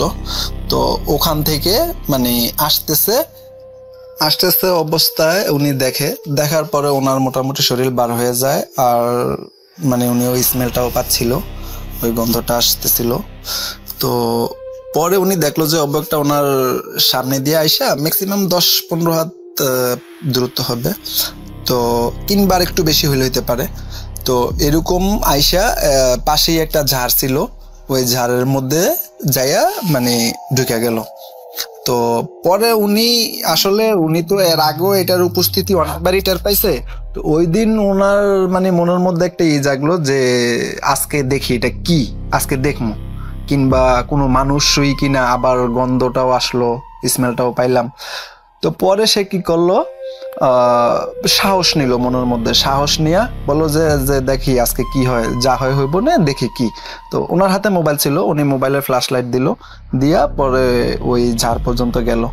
যাইয়া পরে ওখানে দেখে যে আসলে কিচ্ছুই নেই, ওই জায়গাটা একদম খালি ছিল, ওখানে মানুষ কিংবা কোনো অবয়ব কোনো কিছুই নেই। তো এইভাবে মানে চলে। তো দেখে পরে উনি তো অবাক হয়ে যায় এবং প্লাস ভয়ও পায়। তো পরবর্তীতে উনি ওখান থেকে চলে আসা পরে মানে যাইয়া রুমের মধ্যে। আর বিষয়টা তো আসলে কার সাথে শেয়ার করব, আর এটা তো ওনার সাথে বাংলাদেশ থেকেই ঘটনা, যেটা বাংলাদেশ থেকে বর্তমানে ওমান পর্যন্ত ঘটতেছে। সামিরা আন্টি যখন আমাকে ঘটনাটি বলেন, উনি আমাকে বলেছিলেন যে এই ঘটনাটি আসলে উনি শেয়ার করতে চাননি কখনো, কিন্তু তার মনের ভেতরে এই ঘটনাটি একটা বার্ডেন হিসেবে ছিল, যেই কারণে আজকে উনি ওনার এই ঘটনাটি আমার কাছে শেয়ার করেছেন আপনাদের সামনে উপস্থাপন করার জন্য। তো আমি আর কথা না বাড়িয়ে ঘটনায় যাবার আগে একটা কথাই বলতে চাই, আপনারা যে যেখান থেকে ঘটনা শুনছেন সবাই ভালো থাকুন এবং আল্লাহ আপনাদের সকলকে সুস্থ রাখুন। আমার জন্য দোয়া করবেন এবং আপনাদের সকলের জন্য আমার দোয়া থাকবে। চলুন ঘটনায় চলে যাই এবার। সামিরা আন্টি আমাকে বলেছেন যে উনার হাজবেন্ড আসলে প্রবাসী ছিলেন একজন। উনি যখন প্রবাস থেকে ফিরে আসেন তখন আসলে ওনার মা বাবার ইন্তেকাল হয়ে যায়, যে কারণে আসলে ওনার ফিরে আসা। তো সামিরা আন্টির শাশুড়ি এবং শ্বশুর যখন মারা গেলেন তখন ওনাকে আসলে বাসাতে একাই থাকতে হতো এবং ওনাদের বাসাটা ছিল খুবই বড়, আর কেউ ছিল না, ছেলে মেয়ে ছাড়া আর কেউ ছিল না সেই বাসাতে। তো বাড়িটা ছিল 2 ক্যানেলের এবং প্রচুর কর্মচারী ছিল সেই বাড়িতে। তারা আসলে বলতে গেলে টাকা পয়সার দিক দিয়ে অনেক বেশি ধনী ছিলেন। গেটের সামনে গার্ড ছিল, এমন মানে বিষয়টা এমন ছিল যে বাসা একেবারে মানে কর্মচারী দিয়ে বাসাটা ছিল একদম ভর্তি। তাদের আসলে নিজেদের কোনো কাজ করতে হতো না বা কোনো ধরনের কোনো কষ্টও হতো না, সবকিছু ঠিকঠাক চলছিল। এমন সময় ওনাদের বাড়িতে একদিন ডাকাতি হলো। 5 জন মুখোশ পরা লোক ঢুকে পড়লেন ভেতরে, ওনাদের রশি দিয়ে বেঁধে ফেললেন এবং যা কিছু ছিল সবকিছু লুট করে নিয়ে চলে গেল। ভেতরের কর্মচারীরা সকালবেলা আসতো এবং সন্ধ্যায় কাজ শেষ করে চলে যেত। আর গেটের সামনে যে 2 জন গার্ড ছিল তাদের ডিউটি ছিল 12 ঘন্টা করে। 12 ঘন্টা একজন ডিউটি করত এবং অপর 12 ঘন্টা আরেকজন ডিউটি করত। কিন্তু যখন ডাকাতিটা আসলে হলো তখন ভেতরের সব কর্মচারী অলরেডি চলে গিয়েছিল। তাই তখন শুধু বাড়িতে সামিরা আন্টি ছিলেন এবং ওনার হাজবেন্ড ছিলেন। যখন ওই ডাকাতরা প্রথমে গেটের গার্ডকে বেঁধে ফেললো, তারপর ওনাদের সামনে দরজা ভেঙে ঢুকে পড়লো। আসলে ওনারা হয়তোবা প্ল্যান করেই কিছু একটা করেছিলেন বলে সামিরা আন্টি মনে করেন এবং টাকা পয়সা সবকিছু নিয়ে চলে যায়। এই সময় আসলে সামিরা আন্টি 6 মাসের গর্ভবতী ছিলেন। এরকম ঘটনার কারণে শুধু উনি ভয়ই পাননি, বরং উনি ডিপ্রেশনেও ভুগতে শুরু করলেন। এই জন্য উনি ঠিক করলেন কি কিছুদিনের জন্য উনি আসলে ওনার মা বাবার বাড়িতে চলে যাবেন। তো কিছুদিন পরে মার কাছে উনি চলে গেলেন এবং ভালো ফিল করলেন যখন, তখন উনি আবার ফিরে এলেন। ভালো লাগা ওনার একটু কাজ করতে শুরু করলো। আবার ফিরে এসে উনি ওনার স্বামীকে জিজ্ঞেস করলেন ডাকাতরা কি ধরা পড়েছে নাকি। ওনার স্বামী উত্তর দিলেন না, এখনো পড়ে নাই, কিন্তু পুলিশ এখনো খুঁজছে, কিন্তু এখনো কোনো সূত্র পাওয়া যাচ্ছে না আসলে। সামিরা আন্টি তখন বললেন যে ওনার একজন কর্মচারী হয়তো এর সাথে জড়িত থাকতে পারেন। তখন ওনার হাজবেন্ড ওনাকে জিজ্ঞেস করলেন যে এটা তুমি কিভাবে বুঝলে। তখন সামিরা আন্টি বললেন কি তুমি সময়টা দেখো, যেই সময় ডাকাতিটা হয়েছে সেই সময় কিন্তু আমাদের বাড়ির ভেতরের যে কর্মচারীরা ছিল তারা কিন্তু তখন আসলে ভেতরে ছিল না, কাজেই এটা কিন্তু কোনো কোইন্সিডেন্স হতে পারে না। আর বাহিরের গার্ডটাকে দেখো, এত সুন্দর মানে কোনো বাধা দেওয়া ছাড়াই ডাকাতগুলোকে ভেতরে ঢুকতে দিল, কোনোভাবেই প্রতিরোধ করলো না, এটা কিভাবে সম্ভব। তখন সামিরা আন্টি সেই বাহিরের গার্ডটাকে ওনার হাজবেন্ডের সামনে ডেকে আনলেন এবং আনার পরে উনি কয়েকটা প্রশ্ন করার সাথে সাথে গার্ডটা কিছুটা প্যানিকড হয়ে গেল। উনি জিজ্ঞেস করলেন যে তুমি যে সেদিন ডিউটি করছিলা সেদিন আসলে ওনাদেরকে তুমি প্রতিরোধ কেন করো নাই। উনি আমতা আমতা করে বললেন কি যে আমার কাছে তো ওরকম কোনো অস্ত্র শস্ত্র নাই, আর ওনাদের কাছে ছুরি বল্লম কত কিছু ছিল, আমি আসলে পারি নাই। কিন্তু ওটা প্যানিক করার কারণে সামিরা আন্টি ওনার হাজবেন্ডকে বললেন কি ওকে এক্ষুনি বরখাস্ত করো, আমি 100% শিওর যে সে ডাকাতের সঙ্গেই ছিল। যদিও ওনার হাজবেন্ড ওনার কথাটাতে খুব বেশি একটা কনভিন্স হলেন না, তারপর ওনার স্ত্রীর কথায় উনি লোকটাকে কাজ থেকে বের করে দিলেন এবং পরবর্তী দিন ওনারা নতুন একজন কর্মচারী নিয়োগ দিলেন। এবং সামিরা আন্টি মনে করছিলেন যে এখন তাহলে আমরা আসলে সঠিক পথেই আছি, আশা করি এখন আর কোনো সমস্যা হবে না, কারণ বেঈমান লোক আসলে থাকার থেকে না থাকা অনেক ভালো। এর মধ্যে প্রেগনেন্ট থাকার কারণে সামিরা আন্টি কাজকর্ম খুব বেশি একটা করতে পারতেন না, কিছুটা সময় অসুস্থ থাকতেন এবং এই কারণে 24 ঘন্টার জন্য ওনার কারো সাহায্যের দরকার ছিল। আসলে উনি ওনার নতুন পাহারাদারকে বললেন কি, বাইরে একটু খোঁজ খবর নেও, যদি হচ্ছে আশেপাশে অনেক মানুষ তো আছে, যদি কেউ 24 ঘন্টা কাজ করার জন্য রেডি থাকে তাহলে আমাকে জানাবা। তো সিকিউরিটি গার্ড তাকে বললেন কি, আচ্ছা ঠিক আছে, তাহলে জানাবো আপনাকে ম্যাডাম, কোনো সমস্যা নাই, আমি দেখি। তো 2 দিন পরে পাহারাদার এসে আন্টিকে বললেন কি যে, ম্যাডাম বাহিরে একটা মেয়ে অপেক্ষা করছে, সে বলছে যে সে 24 ঘন্টা থাকার জন্য প্রস্তুত এবং গৃহস্থলীর সব কাজ সে খুব ভালোই করতে পারে। তখন সামিরা আন্টি ওনাকে বললেন কি যে, ঠিক আছে তাহলে তাকে ভেতরে নিয়ে আসো, কথা বলে দেখি। মেয়েটা যখন ভেতরে আসলো তখন সামিরা আন্টি তো মেয়েটাকে দেখে টোটাল অবাক। সে অবিশ্বাস্য সুন্দরী ছিল এবং সে যে কাপড়গুলো পরানো ছিল সেগুলো একদমই মনে হচ্ছিল না যে কোনো গৃহকর্মীর কাপড়। উনি ভাবলেন যে এই মেয়েটি আগে যেখানে কাজ করতেন নিশ্চয়ই সেই লোকগুলি খুব ভালো ছিল, যারা হচ্ছে ওনাকে খুব যত্নে রেখেছেন আর কি। আন্টি পরে মেয়েটাকে অনেকগুলো প্রশ্ন করতে লাগলো যে কোথায় কাজ করতে, কোথায় থাকতে। তো ওনাদের কথোপকথনের পরে উত্তরগুলো নিয়ে যখন হচ্ছে আন্টি সন্তুষ্ট হলেন, তখন উনি মেয়েকে জিজ্ঞেস করেন যে তুমি কি ধরনের কাজ পারো। তখন মেয়েটি বলল যে, আন্টি আমি খুবই পরিশ্রমী এবং পরিষ্কার থাকি, আর আমি আসলে আপনি যখন যেই কাজই করতে বলবেন আমি কখনো মানা করব না। তো আন্টি চিন্তা করলেন কি, সে যেহেতু খুবই পরিশ্রমী পরিষ্কার ছিল এবং তার কথা বলার ধরনও আন্টিকে অনেক প্রভাবিত করেছিল, কিছুক্ষণ আলাপ করার পর আন্টি মেয়েটাকে রেখে দেওয়ার সিদ্ধান্ত নিলেন। আন্টির মতে সেই মেয়েটি তখন 17 বছর বয়সী ছিল, যেই কারণে তার কোনো ধরনের কোনো আইডেন্টিফিকেশন কার্ড তখন ছিল না। এই ঘটনাটা আসলে হচ্ছে 90s এর আমল। তো সেই টাইমে আসলে আইডেন্টি কার্ড 17 বছর বয়সে থাকার কথাও না। যাই হোক, তো এই মেয়েটি যখন আন্টির জীবনে এলো, আন্টির মনে হলো যেন তার জীবনে শান্তি ফিরে এসেছে। এই মেয়েটি আন্টিকে বিছানা থেকে উঠতে পর্যন্ত দিত না। সবকিছু এমন হয়ে গেছিল যে ওনাকে কিছু বলতেও হতো না, কিছু করতেও হতো না। আন্টি তার জন্য খুবই খুশি ছিলেন এবং আশেপাশের সবার কাছেই তার প্রশংসা করতেন। কিন্তু হঠাৎ কিছুদিন পরে আস্তে আস্তে জিনিসপত্র কিছুটা বদলাতে শুরু করে। আসলে আন্টি তখন 8 মাসের গর্ভবতী ছিলেন। তিনি জানতেন যে এটা আসলে যেই সমস্যাগুলি হচ্ছে ওনার, এটা আসলে ওনার প্রেগনেন্সির কোনো ইফেক্ট না। কারণ হচ্ছে ওনার সমস্যাগুলো এমন ছিল যে উনি প্রথমে রাতে কিছু অদ্ভুত স্বপ্ন দেখা শুরু করলেন, যেখানে কবরস্থান আর মৃত মানুষ দেখতে পেতেন উনি। ওনার মনে হচ্ছিল যে চারপাশে যেন অনেক মৃতদেহ ছিল, তারা ঘরটাকে ছিঁড়ে ফেলছিল এবং আন্টির দিকে যেন ছুটে আসছিল। দৃশ্যটা এত ভয়ঙ্কর ছিল যে উনি ঘুমাতে পর্যন্ত পারতেন না। ইভেন যদি ঘুমিয়ে থাকতেন তাহলে চিৎকার দিয়ে জেগে উঠতেন। এটা শুধু একদিনের ব্যাপার ছিল না, এই দুঃস্বপ্নগুলো আসলে আন্টির কাছে প্রতিদিনই প্রায় হাজির হচ্ছিল। উনি আসলে ঘুমাতে ভয় পাচ্ছিলেন। একটা সময় ভয় ছিল যে আবারও যদি একই স্বপ্ন দেখি বা চিৎকার করে জেগে উঠবো।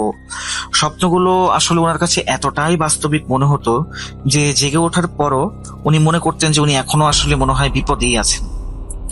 সময় চলে যাচ্ছিল আর ওনার ডেলিভারির দিন কাছাকাছি আসছিল। আল্ট্রাসাউন্ড অনুযায়ী বাচ্চা পুরোপুরি সুস্থ ছিল, কিন্তু যখন উনি ডেলিভারি করলেন তখন বাচ্চাটা মৃত জন্ম নেয়।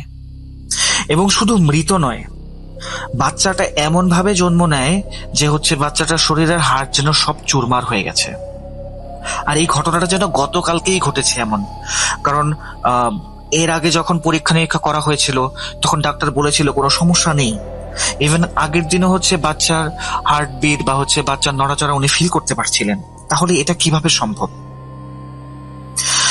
তখন আসলে ওনার বোন যে আছে আমরিন বা অ্যামি, উনি এবং আন্টির হাজবেন্ড এই বিষয়ে কিছু বললেন না। তারা শুধু বলেছিলেন যে এখানে কোনো একটা সমস্যা হয়তো বা আছে, ডাক্তার কি বলে দেখা যাক। কয়েকদিন পর যখন অ্যামি সত্যি কথা বলল, তখন মনে হলো যে মাটির নিচ থেকে আসলে মাটি সরিয়ে নেওয়া হচ্ছে ওনার পায়ের নিচ থেকে। এটা ছিল আসলে তার প্রথম সন্তান, যার জন্মদানের সময় সবকিছুই পুরোপুরি স্বাভাবিক ছিল, জটিলতা তো ছিলই না। ডাক্তার সেখানে বসেছিল মাথা ধরে আসলে, কারণ আল্ট্রাসাউন্ডে বাচ্চাটা পুরোপুরি সুস্থ দেখাচ্ছিল। ডাক্তার বিশ্বাসই করতে পারছেন না। আমি যখন ডাক্তারকে বললো যে গতকালকে তো ঠিক ছিল, তখনই আসলে এরকম একটা অদ্ভুত অবস্থা যে এটা কেমন, কিভাবে সম্ভব। হাসপাতালে একদম ভিড়ভাট্টা লেগে গেছিল। ডাক্তাররা একটা বোর্ড গঠন করলেন এবং পুরো ব্যাপারটা তদন্ত করতে চাইলেন, কিন্তু আসলে তারা কোনো সিদ্ধান্তে উপনীত হতে পারেননি তখনও। ওনার জন্য দিনটা একেবারে দুঃস্বপ্নের মতো ছিল। শুধু সেই মানুষই ব্যথা অনুভব করতে পারে যারা তাদের সন্তানের এমন মৃত্যু সহ্য করেছে। উনি দিনের পর দিন অজ্ঞান অবস্থায় ছিলেন এবং শেষ পর্যন্ত ডিপ্রেশনে চলে গেলেন। উনি ওনার বাচ্চার মুখ পর্যন্ত দেখতে পারছিলেন না।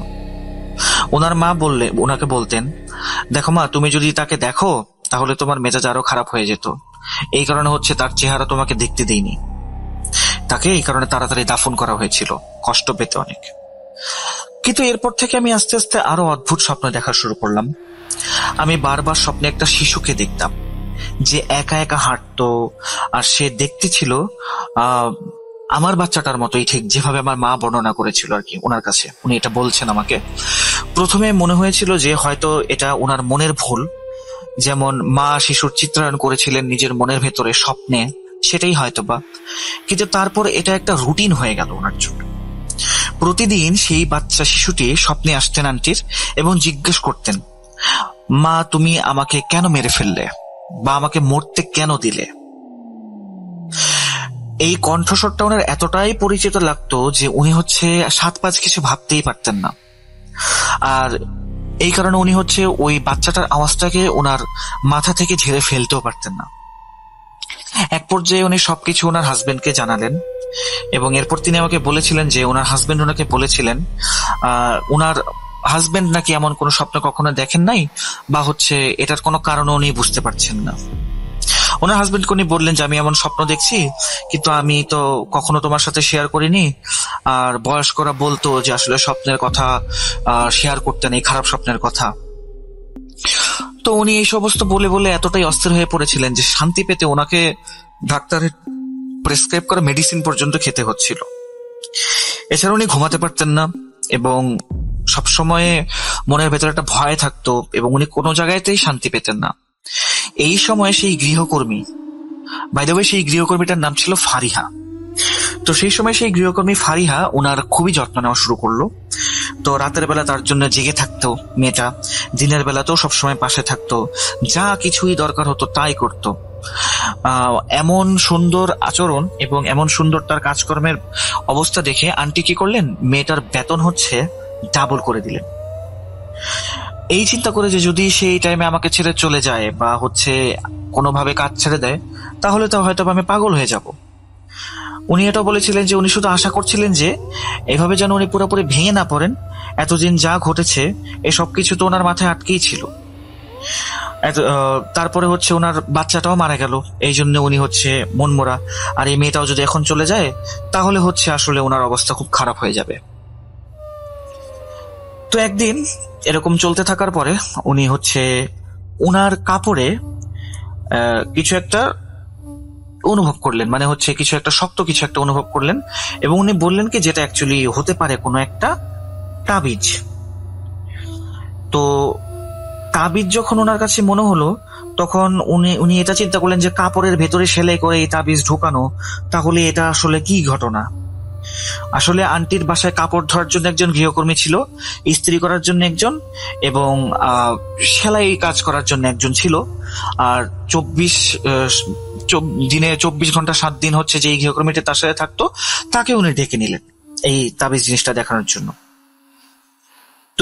এরপর যখন আন্টি ওনাকে তাবিজটা দেখানোর জন্য ডাকলেন তখন যে কাপড় ধুইতো সেই হচ্ছে মহিলাটা বলল কি যে, ও ম্যাডাম এটা কি, এটা তো জাদু, এটা তো আপনার উপরে কেউ জাদু করেছে।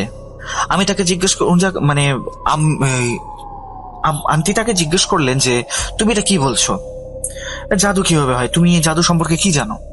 সে বলল কি যে শুনেছি কে জাদু যখন কেউ করে তখন হচ্ছে এরকম তাবিজ বা হচ্ছে কোনো অ্যামিউলেট এগুলা জিনিসপত্র রাখতে হয়। আন্টি চিন্তা করলেন যে আমি কার ক্ষতি করেছি যে আমার উপরে কেউ জাদু করবে, বা আমি তো এরকম ভাবে কোনো অন্যায় করিনি বা কারোর সাথে কোনো খারাপ আচরণ তো করিনি। তখন ওই মহিলাটি আন্টিকে একটা বড় বোনের মতো বুঝিয়ে দিলেন যে দেখেন ম্যাডাম, সময় খুব খারাপ যাচ্ছে, মানুষ তো এতটা ঈর্ষান্বিত হতে পারে এবং হচ্ছে ক্রোধের বশবর্তী বা হচ্ছে হিংসার বশবর্তী হতে পারে, যে কারণে আপনার উপরে জাদু করতে পারে। আপনার পরিবারটা যথেষ্ট পরিমাণে ভালো, আপনার হাজবেন্ড একটা ভালো অ্যামাউন্টের টাকা কামাচ্ছে, আপনার কোনো কিছুর অভাব নেই, সেটা দেখে হয়তো বা কেউ হিংসার বশবর্তী হতেই পারে। আচ্ছা, এই পরামর্শগুলো দেওয়ার পরে আন্টি ওনাকে আর কিছু বলেন নাই। এরপর ওনাদের লন্ড্রির জন্য যে মহিলাটা আছে উনি তাকে ফোন করে জিজ্ঞেস করলেন যে এটা কি তার কাজ কিনা, জামা কাপড় ধোয়ার সময় সেই কাজ করেছে কিনা। আন্টি ওনাদের দুইজনকেই জিজ্ঞেস করলেন, ডেকে অনেক কিছু বললেন, কিন্তু তারা দুইজনই অবাক হয়ে গেলেন যে এটা আন্টি আপনি কি বলছেন ম্যাডাম, আমরা তো এরকম কখনো কিছু করি না। শেষ পর্যন্ত আন্টি যখন চিন্তা করলেন যে হতে পারে হয়তোবা তারা কোনো কিছু একটা করছে, আন্টি আর রিস্ক নিতে চাননি, ওনাদের দুজনকে আন্টি কাজ থেকে বের করে দিলেন। এবং নিজে উনি চিন্তা করছেন কি ওনাকে যদি কাজ থেকে বের না করি তাহলে এই পরিস্থিতিটা হয়তোবা সামাল দিতে পারবো না, কাজে বের করে দেওয়াটাই ভালো। এর মাঝখানে উনি ঘরের মধ্যে অনেক কিছু দেখছেন, চিন্তা করছেন, স্বপ্ন দেখছেন, এমন কাগজের প্রভাব দেখছেন, চিন্তা করছেন এইসব নিয়ে, কিন্তু ওনার হাজবেন্ডের ভেতরে এরকম কোনো প্রতিক্রিয়া নেই, যেন উনি আসলে এগুলো কিছু বুঝতেই পারছেন না। কিন্তু এর মাঝখানে ওনার হাজবেন্ডও ভালো স্বাস্থ্যের অধিকারী ছিলেন না, উনি কেবলই অসুস্থ থাকতেন এবং আগের চেয়ে অনেক বেশি ঘুমাতেন। এখন যে মানুষ সকাল 6টা-7টায় ওঠে, সে তখন দুপুর পর্যন্ত ঘুমানো শুরু করলেন। ওনার স্বাস্থ্য অনেকদিন ধরেই খারাপ চলতে লাগলো। ওনার একটা গার্মেন্টস ফ্যাক্টরি ছিল এবং উনি একটা গার্মেন্টস ফ্যাক্টরিতে কাজ করতেন এবং উনি কখনো ছুটি নেননি, কিন্তু হঠাৎ করে উনি অনেক বেশি ছুটি নেওয়া শুরু করলেন। এক রাতে আন্টি একটা ভয়ঙ্কর মুখ খোলা মহিলার স্বপ্ন দেখলেন। এমন ভাবে মহিলাটি নাকি স্বপ্নে গান গাইছিল যেন আন্টির পুরো শরীর এবং মুখে যেন আগুনে পুড়ে যাচ্ছিল, এমন মনে হচ্ছিল আন্টির। সেই মহিলাটি আন্টির স্বামীর দিকে ধেরে আসছিল এবং তাকে ধরার চেষ্টাও করছিল। ওনার স্বামী নাকি ওনার স্বপ্নে ওই মহিলাটার থেকে মুক্তি পাওয়ার জন্য অনেক চেষ্টা করছিলেন, কিন্তু উনি পালাতে পারছিলেন না। আন্টির হাজবেন্ড স্বপ্নে ওনার দিকে তাকিয়েছিলেন এবং সে আঙ্গুল দিয়ে অদ্ভুত কিছু চিহ্ন বানালেন, যা দেখে মনে হচ্ছে কোনো শয়তানি চিহ্ন বা কারো কনস্পিরেসি বা ষড়যন্ত্র। এরপরে আন্টি আমাকে বলেন যে তুমি যদি আমি চিহ্নটা তোমাকে দেখাই বাবা, তুমি গুগল করে যদি দেখো তাহলে তুমি বুঝতে পারবে যে আসলে এটা কিসের চিহ্ন ছিল, কিন্তু এটা আমি তোমাকে দেখাবো না। যাই হোক, তো উনি সেই চিহ্নটা স্বপ্নে দেখার পরে খুব ভয় পেলেন এবং এত ভয় পেয়েছিলেন যে ওনার পাশে ওনার হাজবেন্ড ঘুমাচ্ছে, কিন্তু ওনার দুঃস্বপ্ন চলেই যাচ্ছে এবং উনি খুব চিৎকার দিয়ে ঘুম থেকে উঠলেন, একদম চিৎকার দিয়ে ঘুম থেকে উঠলেন। এবং ওনার হাজবেন্ডও তখন ওনাকে জিজ্ঞেস করছে যে তোমার কি হয়েছে, বলো আমাকে কি সমস্যা। তখন উনি ওনার হাজবেন্ডকে এই স্বপ্নের কথাটা বললেন। ওনার হাজবেন্ড কিছুক্ষণ চুপ করে বসে রইলেন, এরপরে উনি কাঁদতে শুরু করলেন। তখন আন্টি জিজ্ঞেস করলেন যে কি ব্যাপার, তুমি কাঁদছো কেন? এই কথা বলে আন্টি ওনাকে শান্ত করতে গেলেন এবং ওনাকে সান্ত্বনা দিতে থাকলেন। ওনার হাজবেন্ডকে বেশ অস্থির লাগছিল। তারপর উনি বলল যে ওনার হাজবেন্ড ওনাকে বলেছিলেন যে ওনার মনে হচ্ছে যে উনি আর জীবিত নেই বা ওনার আত্মা যেন বেরিয়ে চলে গেছে, এমন টাইপের স্বপ্ন উনি দেখেছিলেন। আর উনি এও দেখেছিলেন যে বাজে চেহারার একটা মহিলা নাকি তার আত্মাটা কবজ করতে এসেছে, এমন কিছু। তার আন্টি চিন্তা করলেন কি তাহলে তো এখন আমার হাজবেন্ড এই জিনিসগুলো দেখা শুরু করেছে, এটা তাহলে হচ্ছেটা কি? উনি বললেন যে প্রথমে শুধু উনি মৃত মানুষ, ওনার হাজবেন্ডও বলছে যে প্রথমে শুধু উনি মৃত মানুষ দেখতে পেতেন, কিন্তু এরপর সে প্রতি রাতেই সেই পুড়ে যাওয়া মহিলাটাকে দেখতে পেতেন যে তাকে স্বপ্নে হত্যা করার চেষ্টা করছে। আঙ্কেল যখন কথাগুলো বলছিল তখন নাকি ওনার গলার স্বর খুবই কাঁপছিল। আন্টি ওনার স্বামীকে বলেছিলেন যে উনি গত 3 মাস ধরে এই ধরনের স্বপ্ন দেখছেন, কিন্তু আগে কখনো ওরকম ভাবে বলেননি, কারণ ওনার বোন অ্যামি পরামর্শ দিয়েছিলেন যে খারাপ স্বপ্ন নাকি কারোর সঙ্গে শেয়ার করতে হয় না। তখনই ওনার স্বামী ফজরের নামাজের জন্য ওযু করতে উঠে গেলেন। আন্টি রান্নাঘর থেকে একটু পানি আনলেন। হঠাৎ করেই আন্টির বিছানার উপরে সিলিং ফ্যানটা ধাপ করে পড়ে গেল বিছানার উপরে। আল্লাহর অশেষ রহমত যে আন্টি তখন এই দুর্ঘটনা থেকে কোনোভাবে বেঁচে ফিরেছিলেন। আসলে আন্টি যদি আরেকটু বাম সাইডে যেতেন তাহলে ফ্যানটা আন্টির মাথাতেই পড়তো, আর ফ্যানটা একদম গতিতে চলছিল। আল্লাহ ওনাকে বাঁচিয়েছেন আসলে সেই টাইমে। আন্টি তখন একদম হতবাক হয়ে যান যে এটা কি হলো। এরপরে আন্টি ওনার হাজবেন্ডের সাথে শেয়ার করলেন যে ওনার কাপড়ে তাবিজ পাওয়া গেছে, সেই বিষয়টা আর কি শেয়ার করলেন, এবং অদ্ভুত অদ্ভুত জিনিস যেগুলো উনি বাসায় খেয়াল করছেন সেগুলোও শেয়ার করলেন। এরপর ওনার হাজবেন্ড বললেন কি যখন জন্ম মৃত্যু সবই আল্লাহর হাতে, দেখি কি করা যায়, যখন সময় হবে তখন আল্লাহর নির্দেশ মতো আমাদের যেতে হবে, আর আল্লাহর নির্দেশ মতো আমরা দুনিয়াতে থাকবো, আর অযথা আমাদের ক্ষতি কেউ করতে পারবে না, তুমি এত চিন্তা করো না, এরকম করে উনি বললেন। কিন্তু আন্টির বোন আগে থেকেই বলেছিলেন পরিস্থিতি দেখে যে তোমাদের হয়তোবা আসমানি কোনো বরকতের নিচে আছো, এই কারণে হচ্ছে তোমাদের কোনো ক্ষতি হয় নাই, কিন্তু জাদুতে তো তোমরা পড়েছো, এটা শিওর। আন্টির যে বোন ছিল এমি আপু, উনি হচ্ছে আন্টিকে অনেকবার হচ্ছে আধ্যাত্মিক চিকিৎসকের কাছে নিয়ে যাওয়ার চেষ্টা করেছিলেন, কিন্তু আন্টি এটা সবসময় এড়িয়ে গেছেন, কারণ এইসব ব্যাপারে আন্টির আসলে নিজস্ব কোনো মতামত বা বিশ্বাস থাকার কারণে উনি আসলে এই জিনিসগুলোতে খুব বেশি একটা পাত্তা দেয়নি। হঠাৎ করে একদিন এমি আপু এমন কিছু মানে বললেন ওনার বাসায় এসে, যেটা আসলে আন্টি মানে আগে কখনো দেখেননি আর শোনেননি। এমি আপু একটা মহিলাকে নিয়ে এসেছিলেন। সেই মহিলা যখন গেটের কাছে আন্টিকে দেখলো, তখন সে একদম থমকে গেল এবং ওনার মুখের দিকে অন্যরকম অদ্ভুত ভাবে তাকিয়ে রইল। মনে হচ্ছিল যে উনি খুব ভাবনায় পড়ে গেছেন। তারপর হঠাৎ যেন তার ভাবনা থেকে সে বেরিয়ে এলো এবং ভেতরে এসে বসলো। উনি বললেন যে মানে এমি আপু বললেন যে এটা আমার বোন, তো সে আর মানে খুব প্রবলেম ফেস করছে তো কিছু, এই কারণে আপনাকে এখানে নিয়ে এসেছি। এবং আমাকে ওই মহিলাটার সাথে পরিচয় করে দিল এবং বললেন যে উনি একজন আধ্যাত্মিক চিকিৎসক। আমি ওই মহিলার দিকে তীক্ষ্ণ দৃষ্টিতে তাকালাম এবং আমার বোনের দিকেও উনি এটা বললেন যে উনি ওনার বোনের দিকেও তীক্ষ্ণ দৃষ্টিতে তাকিয়েছিলেন, যেমন বলছেন যে তুমি আসলে এগুলো কি শুরু করেছো। কারণ আন্টি আগেই ওনার বোনকে বলেছিলেন যে উনি এই সমস্ত বিষয়ে রাজি নেই, ওনার নির্দিষ্ট কিছু বিশ্বাস আছে। কিন্তু সেই মহিলা ওনার দিকে তাকিয়ে বললেন কি, তুমি এমির উপরে রাগ করো না, তোমার নিজের কাজের উপরে মনোযোগ দাও। শোনো, তোমার উপর কিছু গুরুতর জাদু চলছে, আর তুমি যদি এটা ঠিক না করো তাহলে তোমার ব্যাপারটা ভীষণ জটিল হয়ে যাবে। তারপরে আন্টি সেই মহিলার দিকে তাকিয়ে বললেন কি, গতকালকে এমন কিছু হয়েছে, এমিকে বলেছিলাম, এমি হয়তো এই কারণে চিন্তিত, কিন্তু এরকম আসলে কিছু না, আপনার সাহায্য আমাদের লাগবে না। এবং এটাও বললেন যে আন্টি আসলে আমি এই সমস্ত জিনিসে বিশ্বাস করি না, দয়া করে আমার মাথায় আপনি এই সমস্ত জিনিস ঢোকাবেন না। আমি ইতিমধ্যে অনেক চাপের মধ্যে আছি আর বিষণ্ণতার সাথে জিনিসগুলো মোকাবেলার চেষ্টা করছি।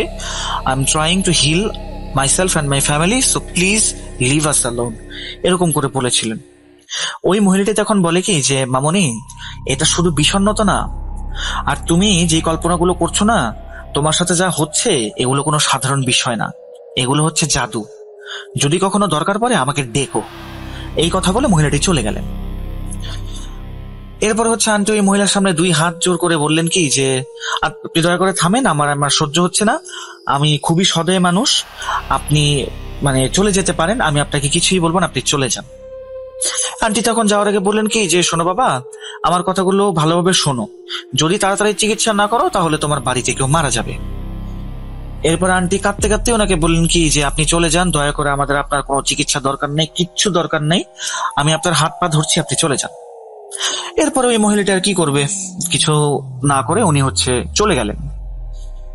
তারপর ওনার বোন এমি ওনাকে বাড়ির ভেতরে এসে বললেন কি যে তুমি আপু কাজটা ঠিক করো নাই, তোমার উচিত ছিল ওনার সাথে ভালো মতো কথা বলা, অ্যাটলিস্ট ওনার কথাগুলো শোনা, তোমার ভালোর জন্য আমি এই কাজটা করেছিলাম, তোমার উচিত ওনাকে সরি বলা। কিন্তু আন্টি এরপরে হচ্ছে এই জিনিসগুলো নিয়ে খুব বেশি একটা পাত্তা দেননি, কারণ উনি চিন্তা করেছিলেন যে এত সমস্যার কারণে উনি এতটাই দুর্বল হয়ে পড়েছিলেন যে ওনার চেহারার রংটা পর্যন্ত ফ্যাকাশে হয়ে গেছিল। উনি বুঝতে পারছিলেন না আসলে কি হচ্ছিল। উনি যে ওষুধটা আসলে ডাক্তার প্রেসক্রাইবের জন্য নিতে চাচ্ছিলেন বা নিচ্ছিলেন, আস্তে আস্তে কি হলো, ওনার হাজবেন্ডের অবস্থা এত খারাপ হওয়া শুরু করলো যে ওনার হাজবেন্ড নিজে পর্যন্ত সেই ওষুধটাই খাওয়া শুরু করলেন। তো এরপরে হচ্ছে উনি মানে বেশ চিন্তিত যে এটা আসলে কি হচ্ছে, আমার হাজবেন্ডের এরকম একটা অবস্থা, আমার এরকম অবস্থা, কি যে করি কিচ্ছু বুঝতে পারছি না। আচ্ছা, এরপরে একদিন হচ্ছে আন্টি সন্ধ্যার দিকে কফি খাচ্ছিলেন এবং কফিটা নিয়ে উঠোনের দিকে কফি খেতে বেরিয়ে গেলেন। চাঁদ দেখতে দেখতে কফি খাচ্ছিলেন এবং ওনার কাছে মনে হচ্ছিল উনি আবার স্বপ্ন দেখছেন। ওনার স্বামী নদীর পাড়ে চোখ বন্ধ করে দাঁড়িয়েছিলেন আর উনি তার দিকে হাত বাড়াতে গেলেন, কিন্তু মনে হলো যে তার স্বামী তার কোনো কথা শুনতে পাচ্ছে না।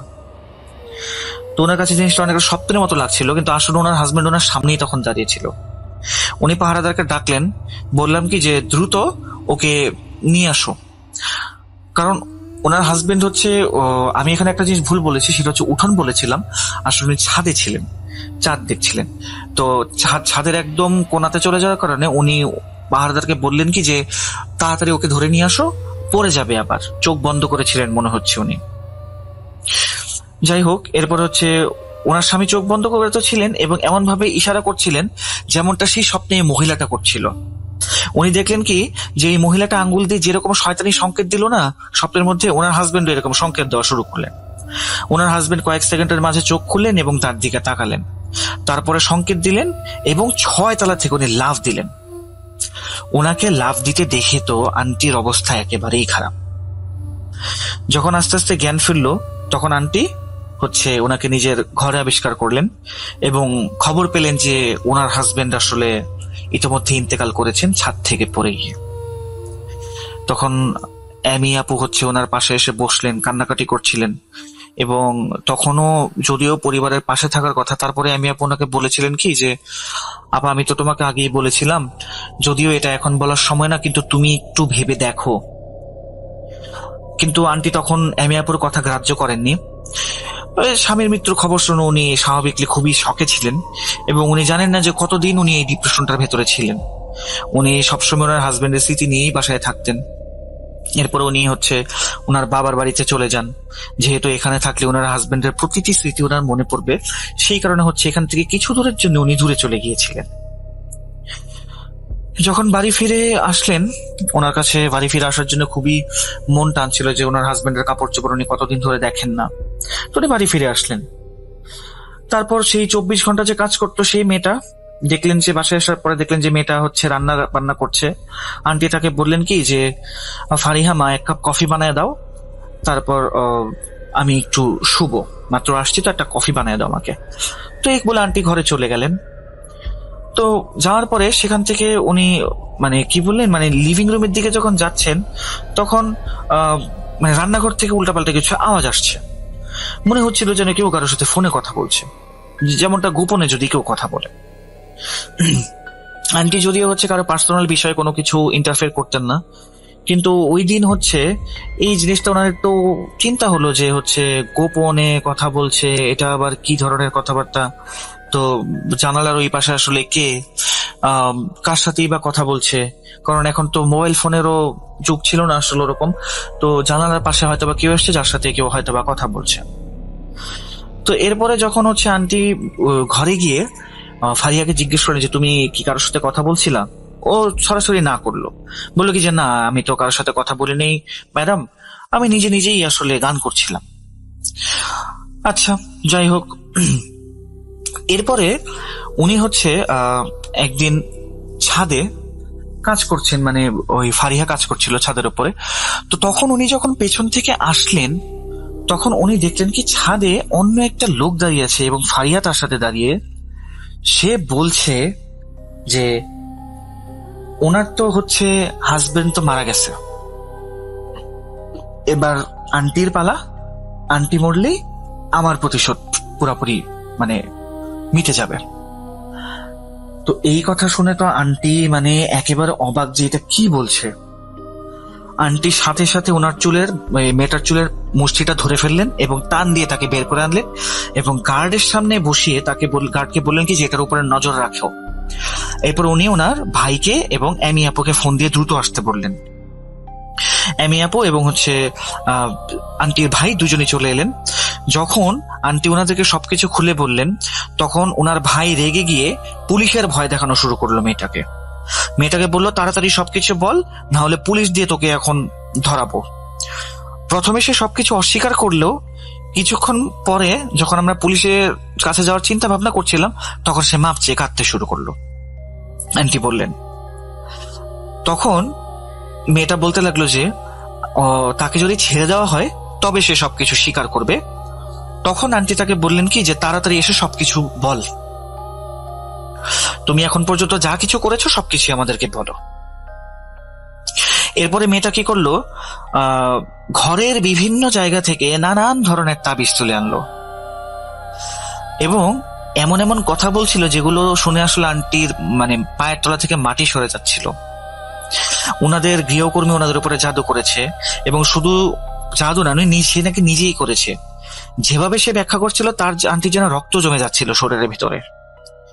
সে বলছিল আন্টিদের উপরে শুধুমাত্র সাধারণ জিনিস দিয়ে কালো জাদু করে নাই, সে বালিশের মধ্যে করেছে, বিছানার নিচে, আলমারির মধ্যে, এমনকি মাটির ভেতরেও করেছে।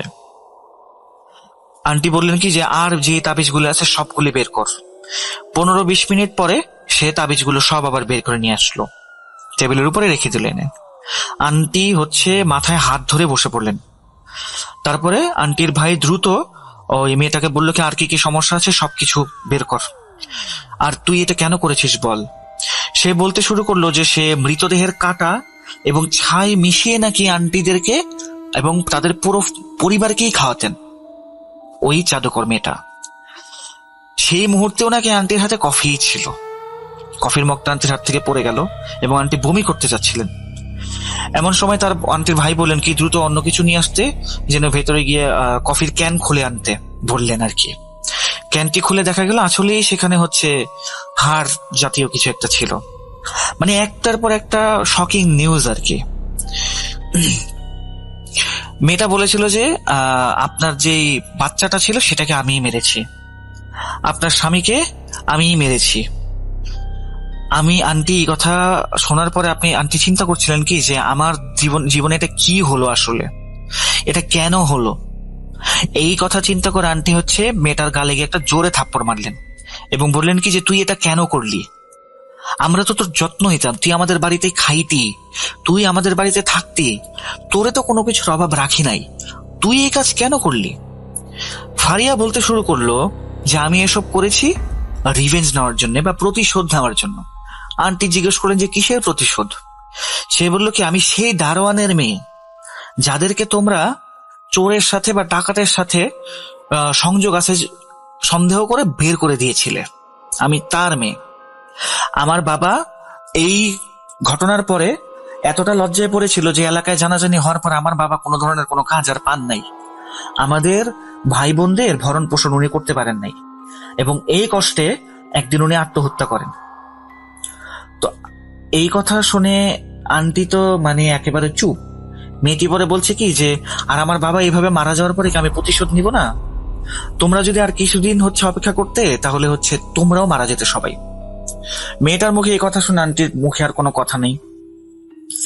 এরপরে সেই মেয়েটাকে ওনারা বাসা থেকে বের করে দেয় এবং হুজুর ডেকে এনে বাসায় কোরআন খতম দেওয়ায় এবং সৎকা দেওয়ার মাধ্যমে হুজুর বলেন যে এরপর আর ওনাদের বাসায় কোনো কালো জাদুর কোনো কিছু ছিল না।